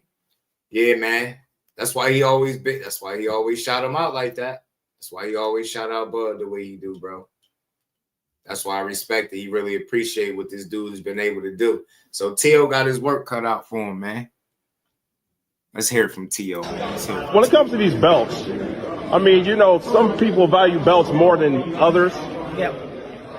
Undisputed, where is that on your list of accomplishments when it comes down to because you already done it already? No, thank you. Yeah. To me, I feel like I've done it twice. But to others, they'll critique it. I understand. You know what I mean? At 25, I've kind of done that to the point where I got to keep going, though, until they finally give me that, right? And then there, keep going. I think for me, it's like finding the needle in the haystack. That's what Undisputed is. Especially now in this time. You got young, hungry fighters constantly coming at it. And, look at Virgil. He's aiming for Undisputed. Look at Jaron Ennis. He's aiming for Undisputed. So all those guys like that, it's going to be a tough one. Appreciate you, Chan. Let me see them rings one more again. Oh, yeah, man. Right here. Let's go. Yes, sir. I like them rings, Scott. The rings is dope. The rings is cool. But this man, see, that's why I got Corey beating him. He just delusional, man. This man say he was undisputed twice. Yeah, I ain't even willing to entertain that much more than that. T.O. is an interesting guy, man. But you ain't been no undisputed twice. Yo, you couldn't be more right. Everything you saying is facts, yo. They will push any narrative to minimize anything he do, yo. Teofimo a cherry pick. He not that good. He not the most established champion there. None of that. He ain't got the best resume, the bigger wins, anything to take from what he doing. That shit is crazy to me. It's wild, bro. Then they was pushing that he was 175 pounds. I seen dude do a whole long ass video with plans to do a live stream on it, just for Corey to say he was 151 pounds. Shit was crazy, bro. I'm like, yo, they really believe that he was 175 pounds at 5'7". Golly, man. That means he out of shape. Shakur Stevenson is 175 pounds. He would be out of shape, bro. You know how crazy he'll look at 5'7", 175 pounds? Should have looked dumb. Harry Greb had over 100 fights by 25. Shout out to him. Shout out to Harry. Two-time, like Ric Flair. I'm telling you, undisputed twice, T-Hill. Undisputed twice, bro. Undisputed twice. You hear me? 2-time. He ain't never had all 4 belts. Yeah, I know it's some little discrepancy when he was when he beat Loma and shit like that. But we always knew that the WBC recognized Devin Haney as their champion, so he couldn't be undisputed for that reason. And then I get it. You feel like you beat Josh Taylor, who technically in your mind was undisputed. He didn't lose the belts to a fighter in the ring per se. He got stripped and stuff like that. But if we really being honest, Jack Catterall, if he would have got the decision like he was supposed to get against him, then he would have beat him. You know what I'm saying? He would have been the first person to beat him. So they did Jack Catterall. They did Jack Catterall dirty. They did Jack Catterall filthy. You know what I'm saying? It says Space Mountain. They did him dirty and they robbed him of an opportunity to be a world champion. And they allowed T.O. to do what he do. He won. Now he got the same 2 belts, but I don't understand how that made him a champion. This dude is silly, man. He just, like I said, he says anything. He'll say anything when the camera on. I'm convinced, bro. What is this? I don't even really know how this gift shit work. That's why y'all see me just playing with this shit. What is this? Anyway, let's get back to what we talking about. So yeah, man, that's the most recent narratives in the world of boxing. He's bigger than Terence Crawford, and it's crazy. That man really. Imagine if he weighed in under the 68-pound limit. Imagine him rehydrating what he was weighing. Imagine what he was weighing on fight night when he fought Bud. Shit is crazy, bro.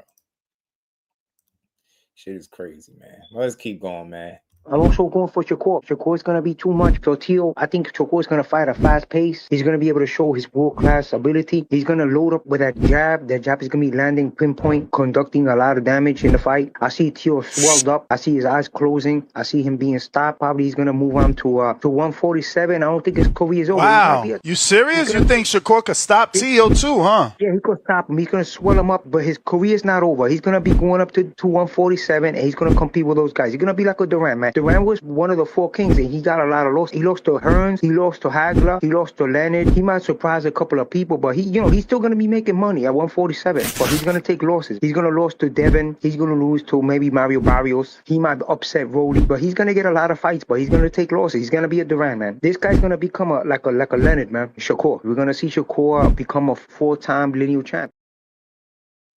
Man, I hear, man, he got faith in Core for a stoppage. He said Core won't stop TL. I tell you what, right off the bat, look, stopping somebody is not impossible, but stopping them is not going to be easy. TL pretty tough. He could take some punches, man.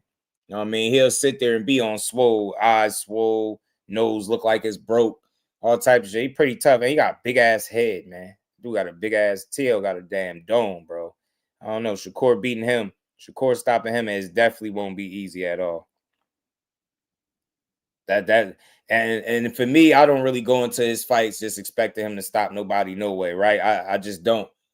If he get a stop, it's just a plus, but I know what to expect from his fights. He a pure boxer, and that's just what he do, and that's what I expect to see come fight night.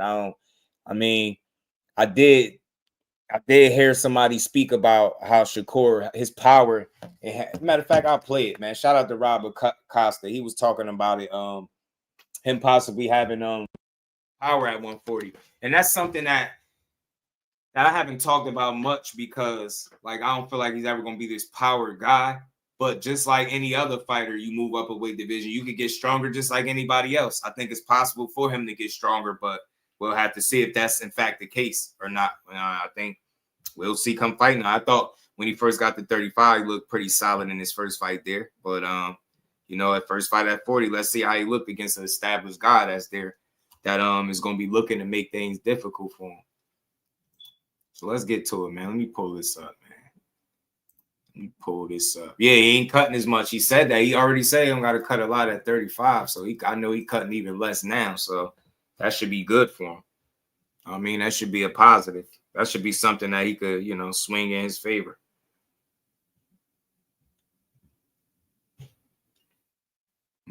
Cutting less, you can eat more shit. Wasn't he? What was he eating? Jordan's pizza his last camp.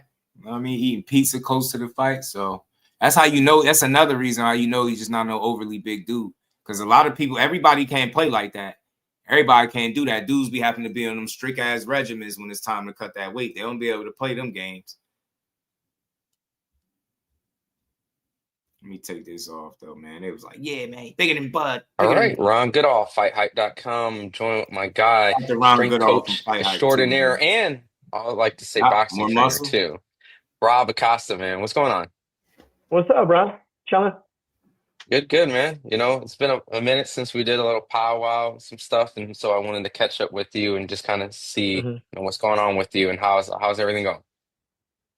Everything's all right, man. I'm not complaining right now, bro. Just focusing on some guys in camp right now, and looking forward to one particular fighter who should be making a pro debut, depending whenever we figure that out on with his team and going from there. Awesome, man.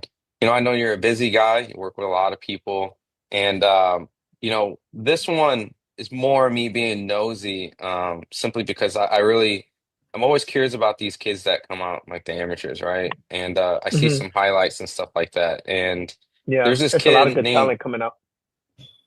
Yeah, and there's a few that I've got to see up close, like a Marcus Luther. Hold on, man. Something special, I'll tell you that. I know you just don't work with anybody, so just outside of just this pure talent, right? I mean, is raw work ethic, would you say that matches like to your expectations as a? Yeah. You know what I like about him, even as a kid, man? He makes me want to like break him. You know what I'm saying? What can I say? Pause. No. Yeah, no diddy. But like he works hard. He's a workhorse. So we go through these exercises, and of course, you got to build that rapport with your client and everyone within the team. So it's like you watching, when does he fatigue? How does he fatigue? what facial Facts. expression shown when he's fatigued, and et cetera, et cetera, et cetera. And it's like, okay, I'm gonna turn it up again. All right, I'm gonna turn it up again. And I work, the kid works, man. He Superman, works, what's and up, it's yo? credit to his work ethic, credit to his dad, and everyone in USA boxing that also helped out, you know, make him become who he is right now. Yeah, and I know that he just won another national championship not too Mm-hmm. long ago. So I know Yeah, be keeping an eye on him. turn into who they expected. I think is concerned. Yeah, like like I how mean, when Shakur came to my gym, when I had my gym, and My bad, y'all. he just won another national championship not too mm-hmm, long ago. So I know yeah, be keeping an eye on him. The boxing world definitely will, and they yeah, definitely check him yeah. out. I'm telling you, he's one of those kids, man. Like when Shakur was in the amateurs and the Keyshawn, the Andy Cruz, guys like that, and people knew about them, like, yeah, keep your eye on this, keep your eye on that, and then they Mhm. turned into who they expected. He's that guy. Interesting. Gave me like a great segue where like you watched Shakur train and just I guess Mhm. in comparison, like does does he match like to like a Shakur Stevenson? Like when you look at when he was How do you amateurs, mean? You mean as like far as work ethic is concerned? yeah, like like I how mean, I think when so when too, bro. when Shakur came to my gym, when I had my gym, and it was all of us training together, he came by and he worked out with us. Um, and Shakur is definitely a special person. He's Mhm. definitely special. Like he's not. I definitely seen him do rounds after rounds after rounds of sparring, and not even a big huff and puff, man. He was ready to go. So he is Conditioning is definitely, crazy. what you see in what the viewers and everyone sees in that ring, he's really about that, and he's that talented. But to try to put him in the same level as with Salim is two different types of people at two different parts of their career. So, but it's to give it an actual point, like pinpoint, it'll be tough. But what I will say is he's definitely going to be in that conversation of talent and skill and everything else. Mhm. You know, since talking about Shakur, since you came to your gym, things like that, Mm-hmm. it's something where I have to ask. You don't have to give like who you think wins or whatnot, but Shakur and Mm-hmm. Tio, it's a Mm-hmm. fight that's going to be going down, and just Mm-hmm. by the work ethic and the stuff that you see from Shakur in person, do you think that it's going to be something where Teofimo Lopez is one not going to be able to compete with a Shakur Stevenson when they face, or just I guess straight up like what is the X Right. factor if you do have Shakur winning and beating Teo? I'm gonna be honest with you, man. I'm not going for either one. Hmm. I think both of them have a very great value of skill to when they meet. It's hard, man. It's really hard for me to say more than another. And the crazy thing is, You like already know, right now, Jordan. a good friend of mine, Rel, he's working with Shakur right now, and it's Hmm. like, I know what Rel can do, and I've seen what Rel can do, so I know what his addition is And going to dog be was to good. that camp, which is going to be great. I'm not going for anybody in that fight, but it's just a great. I even saw Tio train a couple times when I went out to Vegas. Mm. So like I seen what he's capable of, especially like when he used to train with I don't know if he still does, Yeah, when he core trained with working with George Coach Rubio. Rel. Like I'm good friends with George, so it's like Hmm. it's gonna be interesting. It's gonna be interesting.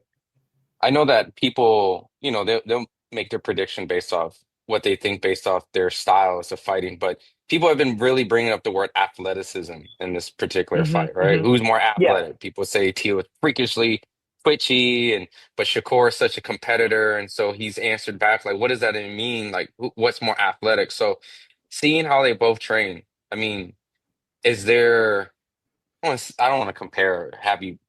pit, like who's more athletic, but like that term athleticism, is it warrant and fair for Tio to get the credit as athleticism? And Yeah, is Shakur being, I guess, underrated on what he could be considered as athletic?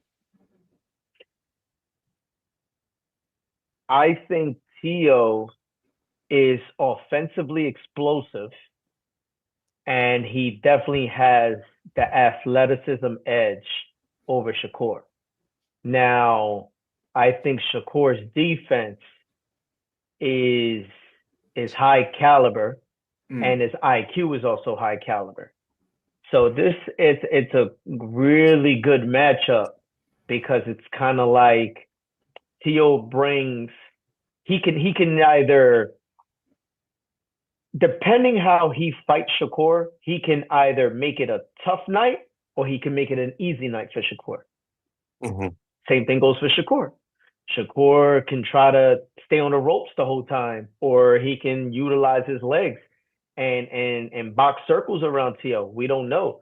But definitely with the athleticism edge, I'm going to give it slightly over to Tio. But, not saying that Tio doesn't have a good IQ. I just think Shakur's IQ is very, like, I know people know that he's a smart fighter, right? But I think that when we talk about fighters throughout these eras, he's not really mentioned in these things because of the opposition who he has faced.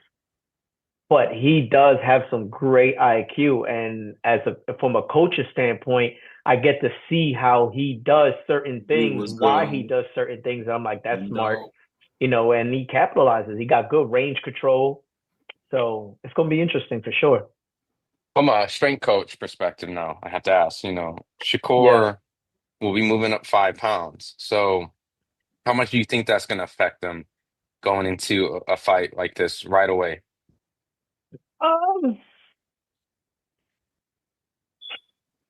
I mean, physically, he'll probably feel way better. I mean, who really wants to cut weight? You know what I'm saying? Mm-hmm. So I think this comes down to how he conditions himself for that 5 pound gain. Now, a lot of people can really argue to say that, oh, it's just 5 pounds. Well, what's 5 pounds really? Are you losing the 5 or are you gaining the 5? You know what I mean? Like it can play. It's a double-edged sword, so it have a negative effect. So depending on how Shakur walks around, what he does on his regular basis as far as conditioning, weightlifting, what he does dieting wise, it all can play a factor. So for me, because of how he is and who he's surrounded by, I'm going to say that I feel as though Shakur is actually going to be a lot stronger than what he was in other weight classes. Do you think that will be able to translate into stronger punches? Because I know people always criticize. Yeah. Okay. Yeah. I think Shakur can punch. I just think that he's not really much of a combination type of guy. One punch, 2 punch combination, 3 punch combination, get out of there. Where Tio's gonna do he can punch from weird angles. Tio can punch from like very, very strange angles, and he also too has the IQ, but it's like he's more of an explosive side. So that's what I'm saying. It can hurt Shakur being the 5 pounds heavier, but it can also benefit him very, very well as well. So Man, shout out to Round Goodall, man. I like hearing from the coaches that work with these fighters, man. Gave a good assessment on both fighters, man. He don't got a dog in the race, so nobody could say he being biased. And he was being fair to both guys, man. That's just one of the matchups, man, that you're gonna want to see for sure. Shout out to Rob, man. He always with a good assessment, honest assessment, but I don't know, man. No. Tio said he ready, though. Tio said he ready. What if Shakur would have punched Tio like this for real? Man, what do you say? Put what on the screen? Yo, these dudes really just be coming there trying to get people attention. Say just been out the loop, but is there any update on Boots Ortiz? It's funny that you asked that, bro. It's funny that you asked that. I just seen a now I did hear that they was going, the zone. I heard this a couple times. The zone was putting pressure on them to make that fight a reality. Now, somebody just did a video talking about this. I think this is YSM. Yeah, the homie YSM. He said Oscar Delahoya exposed the real reason Ortiz cannot fight Jaron Ennis. So this is a new video from 5 minutes ago. Shout out to the homie YSM. So let me see if he had any update in this, but that's what I heard. They was putting pressure on him to make that fight a reality. And it seemed like Team Ortiz or somebody on that team, bro, is AI be tripping, don't they? That one don't really look like him, but this one was better. That one was better. That actually looked like him. I was like, AI just do everything at this point. But I was hearing that they putting pressure on them to make the put pressure on a fighter and promoter to do what they say they're gonna do. So I think they want to see these fights too, man, because they shot down the Earl Spence shit. They wasn't giving them an opportunity to do that, not paying for that. And I think that's the fight to make. I feel like Ortiz got options, but the best one is the obvious one, right? Boots.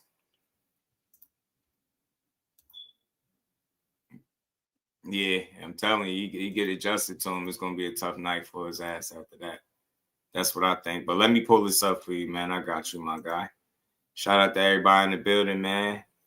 Hit that like button. We still got over 50 people in the building. Hit the like button. Sub to the channel. Let me get to this. Salute to the homie YSM.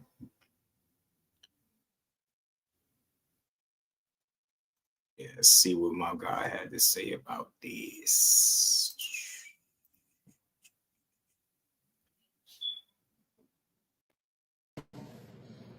Shit, watching that. Nah, I mean, shout out to Milan.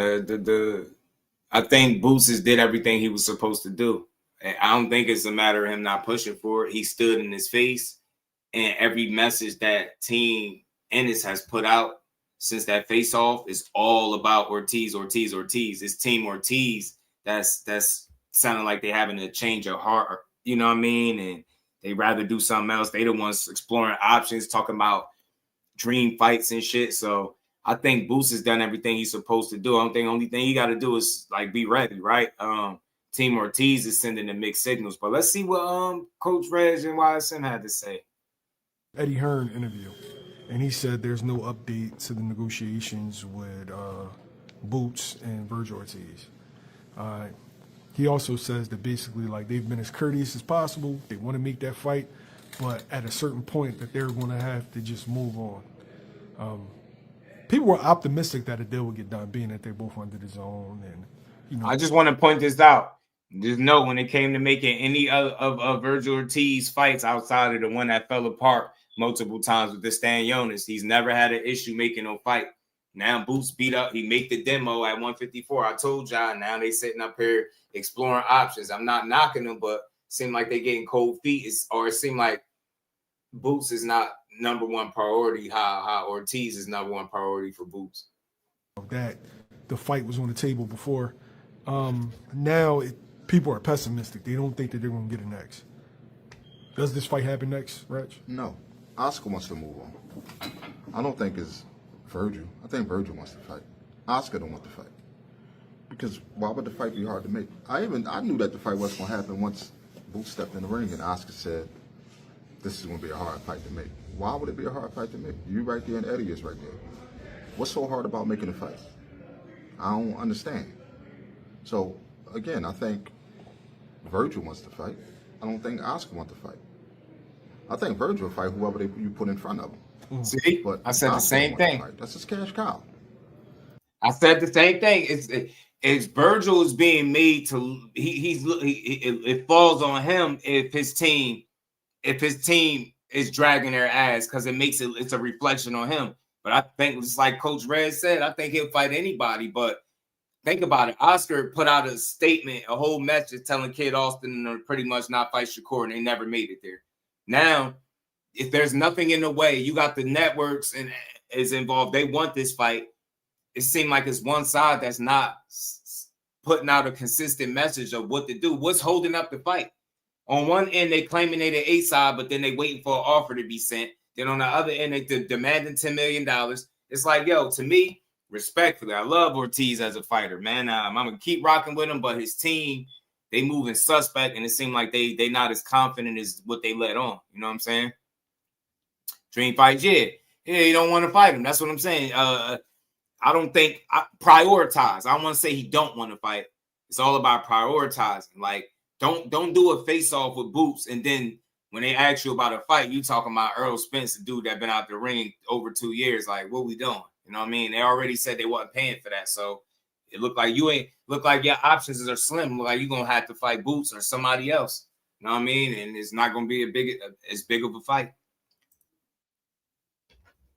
You don't want to get his cash cow beat. You think that?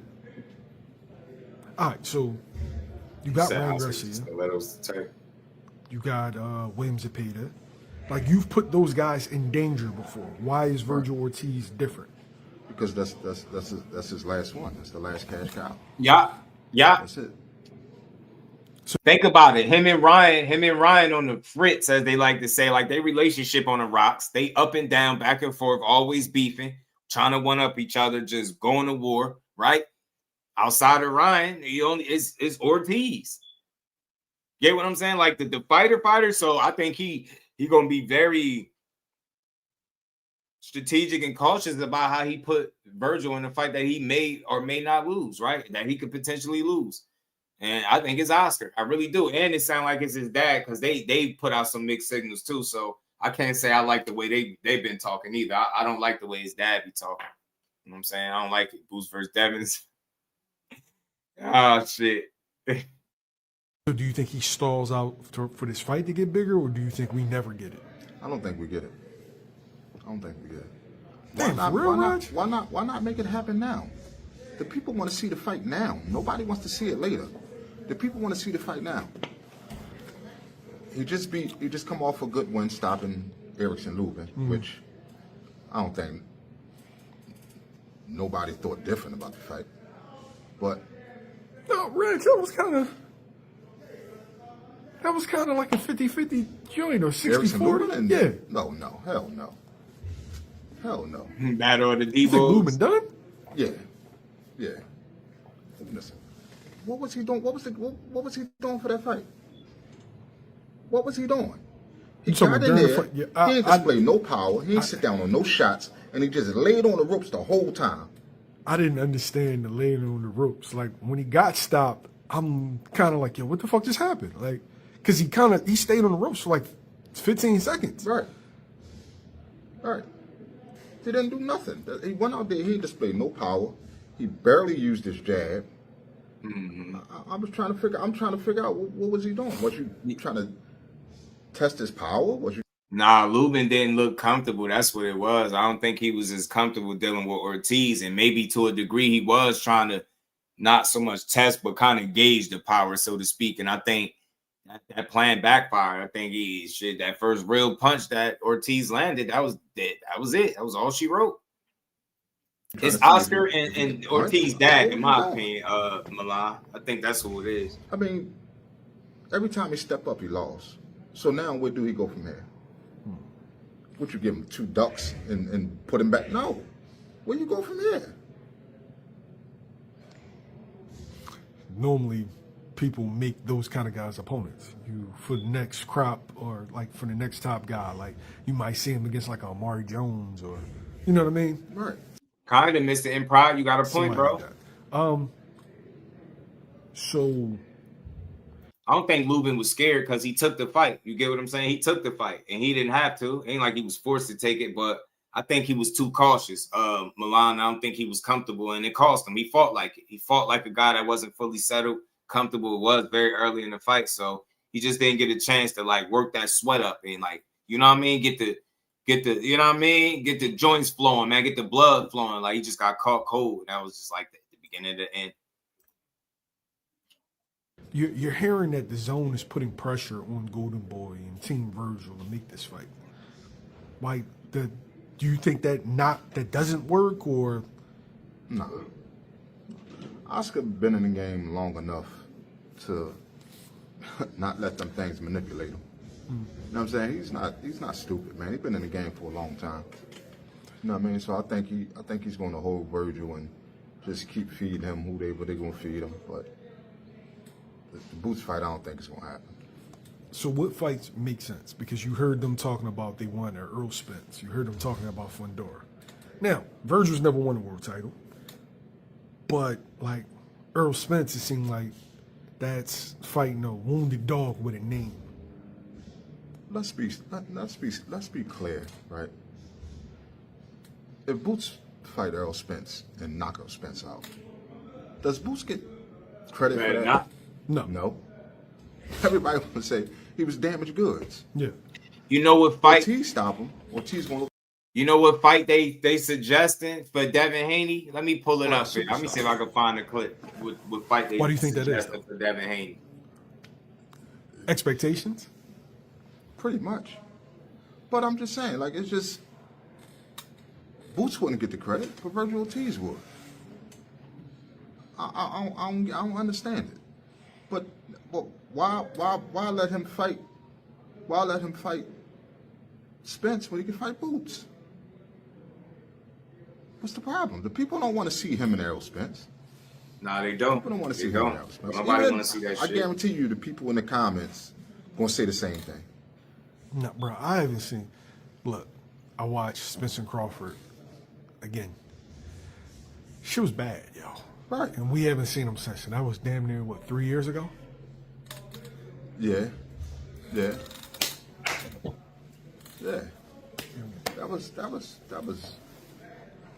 was bad. I mean, but even with that, they're gonna say the Crawford fight. They're gonna say the accident.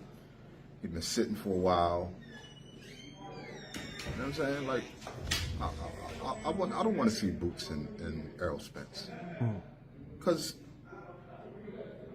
I don't think Errol will ever fight again after he fight Boots.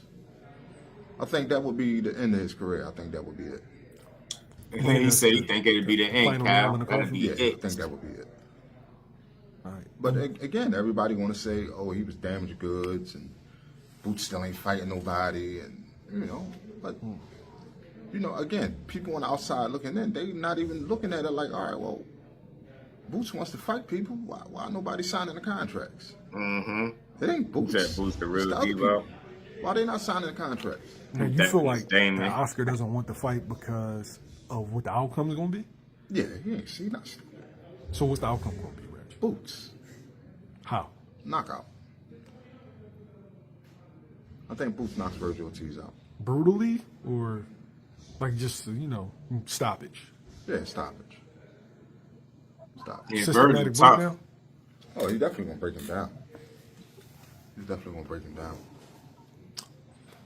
Virgil's a kid, really, really tough, a lot of heart, good power. Do you think that works against him in a fight like this, where Virgil's not going to stop? He's going to come forward, and he's going to keep pressing action. No, he's going to come forward. He won't press the action until he start getting hit back.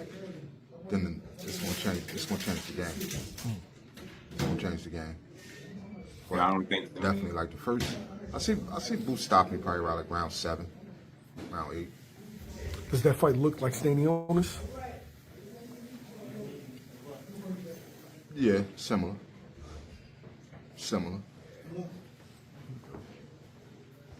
Now, is that the fight that silences the critics? If he gets Virgil Ortiz and he stops Virgil Ortiz, do they still say that, oh, he hasn't fought anybody, or he needs to do this, he needs to do that? Well, we all know Boots ain't never going to get no credit. So even if he stopped Virgil Ortiz, they going to still say he ain't fighting nobody. So I think the Virgil Ortiz fight, you would have some people attempting to try to discredit the win, but I think majority overall people would have to give him credit for Virgil. They would have to. You can't give him credit for beating Virgil, then we might as well just start watching boxing at that point. So, look, I hope they make that fight. The zone seem like they on board. The powers that be At least on the side of Boots, his team, they seem like they all for, they all in. They got to make that fight, man. You know what I'm saying? I know they love him some Virgil, but they got to be willing to put him in there. Y'all said he was this and that. Put his ass in there. But look who they said they look. Shout out to the boxing voice again. Look who they were saying they wanted to see fight at 100. Who they wanted to see fight Earl Spence. This threw me for a loop. I was like, what the hell? People just be saying anything, man. Y'all disrespecting Earl since he ain't been around, man. Y'all just feel like he should just be putting there with anybody at this point, huh? Yeah, I don't think he got nothing for Boots either. That's just me. I mean, I think Dave gives Boots a scrap. Yeah, he do, because he can fight. He'll give him a scrap, but I don't think he'll be able to trouble him with anything. I don't think he'll be able to trouble Boots with anything. But listen, y'all said Devin Haney and Earl Spence, you like that fight, but you don't like Virgil Ortiz and Earl Spence. In man, Texas. Virgil Ortiz is a puncher. We trying to give both men an opportunity. And the Virgil Ortiz, he cherry picking because Earl been out, he been beat down. Virgil's already a puncher. Earl coming back to Devin, he don't got the power to worry about, and he's the puncher stalking Devin. It's a better fight for Earl and a great fight for Devin as a legacy fight. And Spence and Devin, man, y'all gotta chill, bro. Y'all better stop playing with EJ, man. Y'all better put some respect on EJ name, bro. Y'all just out here throwing his name in the mix with any and everybody. Saying that EJ and Devin is wild. It's like, man, we're gonna try to build a name off EJ, huh? Sacrifice EJ to young Devin. Earl with that retina problem is damaged goods. I think Earl had a ton of problems, man, throughout his career. He found a way to mask it and still win. You know what I mean? The Haney voice, shout out to Ness. Yeah, shout out to Ness, man. I be hearing him get called the Haney voice. The zone said you ain't getting M's from us if it ain't Boots, Mr. Ortiz. That's what I'm saying. They not doing it. Had EJ beating Crawford. That's when Bud proved me wrong. Me too, Keith. Me too, Keith. You ain't the only one, bro. That was the only time I picked against Bud my damn self, and I was wrong. That was the only time. That only needed to be proved wrong once, though. Some of y'all still picked against. I picked against him his whole career. But nah, man. Bud one of them guys, but there ain't no way, man. As he said, man, Spence Cook's dead. This is evil, man. Yeah, that'd be an interesting fight, bro. But man, Spence get the wearing on you, man. He get the attacking you, man. Wear you down, grind you down. It'd make that shit a tough fight. It would not be easy for him dealing with no Earl Spence.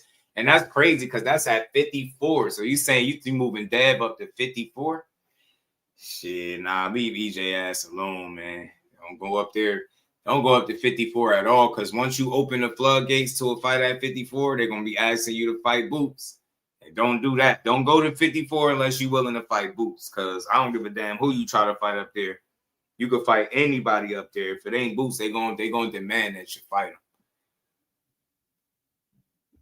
Yeah, nah, Trader Stro, nah, EJ and AB and their primes was some bad boys, man. That proved me wrong too now. He proved me wrong against Brian Norman. That's the only time. I just didn't know how much he was back yet, so I thought he was a bit compromised. He showed me that he was more better off than what I thought. You know what I mean? He showed me he was more better off than I thought.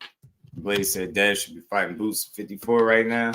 That's why I say, man, if you're going to entertain at 154 pounds, outside of Boots, man, you just open the floodgates. They're going to want to see you fight that guy. They're going to say you can fight him. Why not him?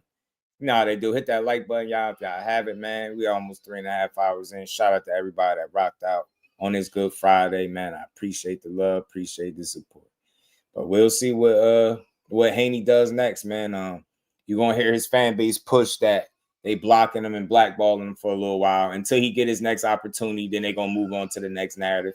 He's not being blackballed or blocked. I just think, like I said, he's a risk if you putting a pure boxer, one of the highly skilled pure boxers in there with one of these tough, rugged guys that just so happen to be a champion in a fight that they could very well lose. So Eddie Hearn, it's going to be in his best interest to protect his fighters from fights that they could lose. You know what I'm saying?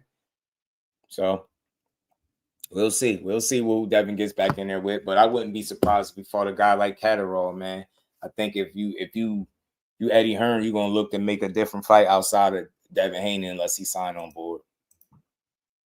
See him dominate there and fight Boots later, be a bigger fight. Yeah, look, I'm cool with seeing him at 47. Do your thing. I want to see if he can chase down Undisputed. I wish politics wasn't a factor so I could see just how much damage Devin able to do down there, up there.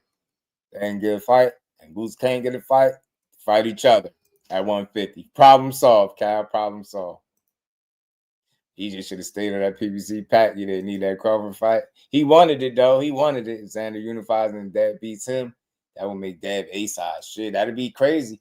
Devin got options. I think he gotta play chess like they've been doing. He just gotta play some chess, man. They ain't gonna make it easy for you, and you ain't make it easy for yourself. Y'all may or may have not burned bridges on the way out, and I don't know. You know what I'm saying? They had that boy in the corner again talking about that. What we do? Telling you, that shouldn't be bad. I couldn't believe they said EJ. I was like, yo, they bugging, bro. They bugging, man. EJ and Devin is crazy. I never thought of that, but you know, EJ been off. He been out of sight, out of mind. So they think shit's sweet.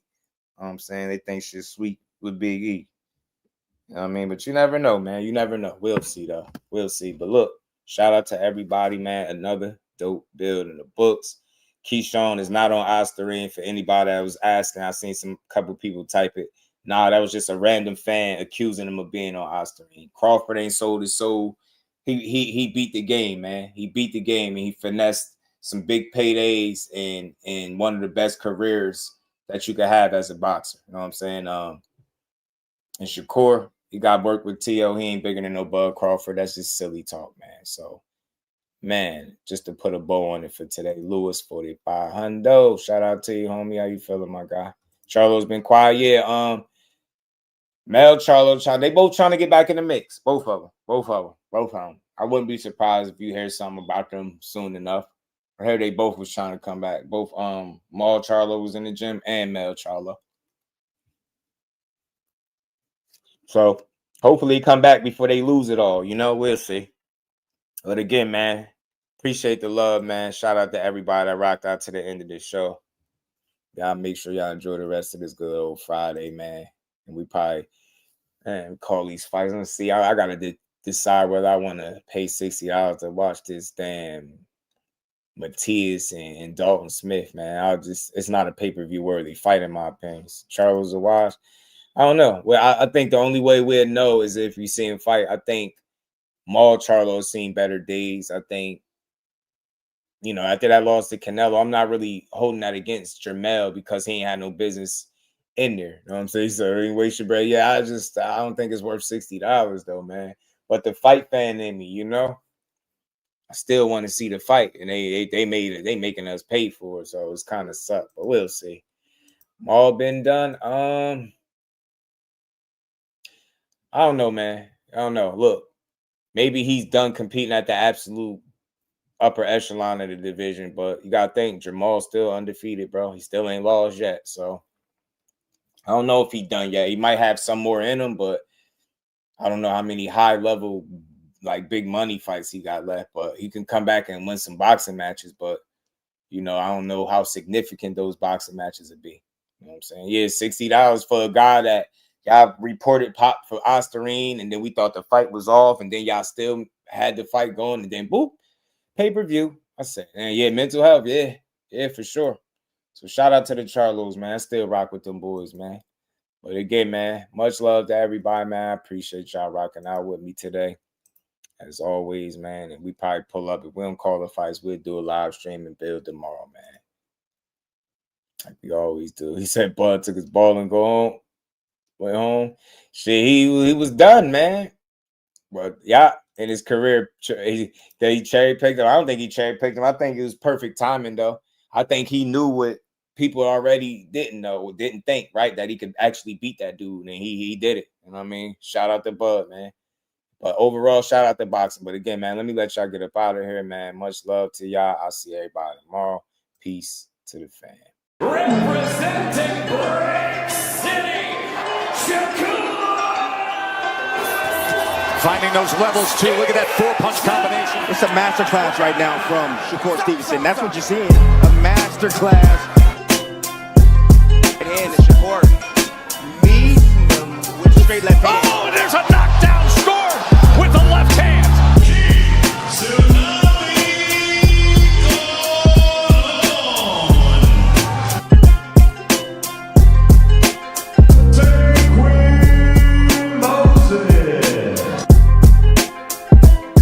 From Patterson, New Jersey, please welcome the sweet Terminator, Shakur Green. Make sure y'all subscribe to Just Boxing, the best boxing talk. The most unbiased channel on YouTube. Right now, we're gonna give him his just due. Shout out to my brother Just Due.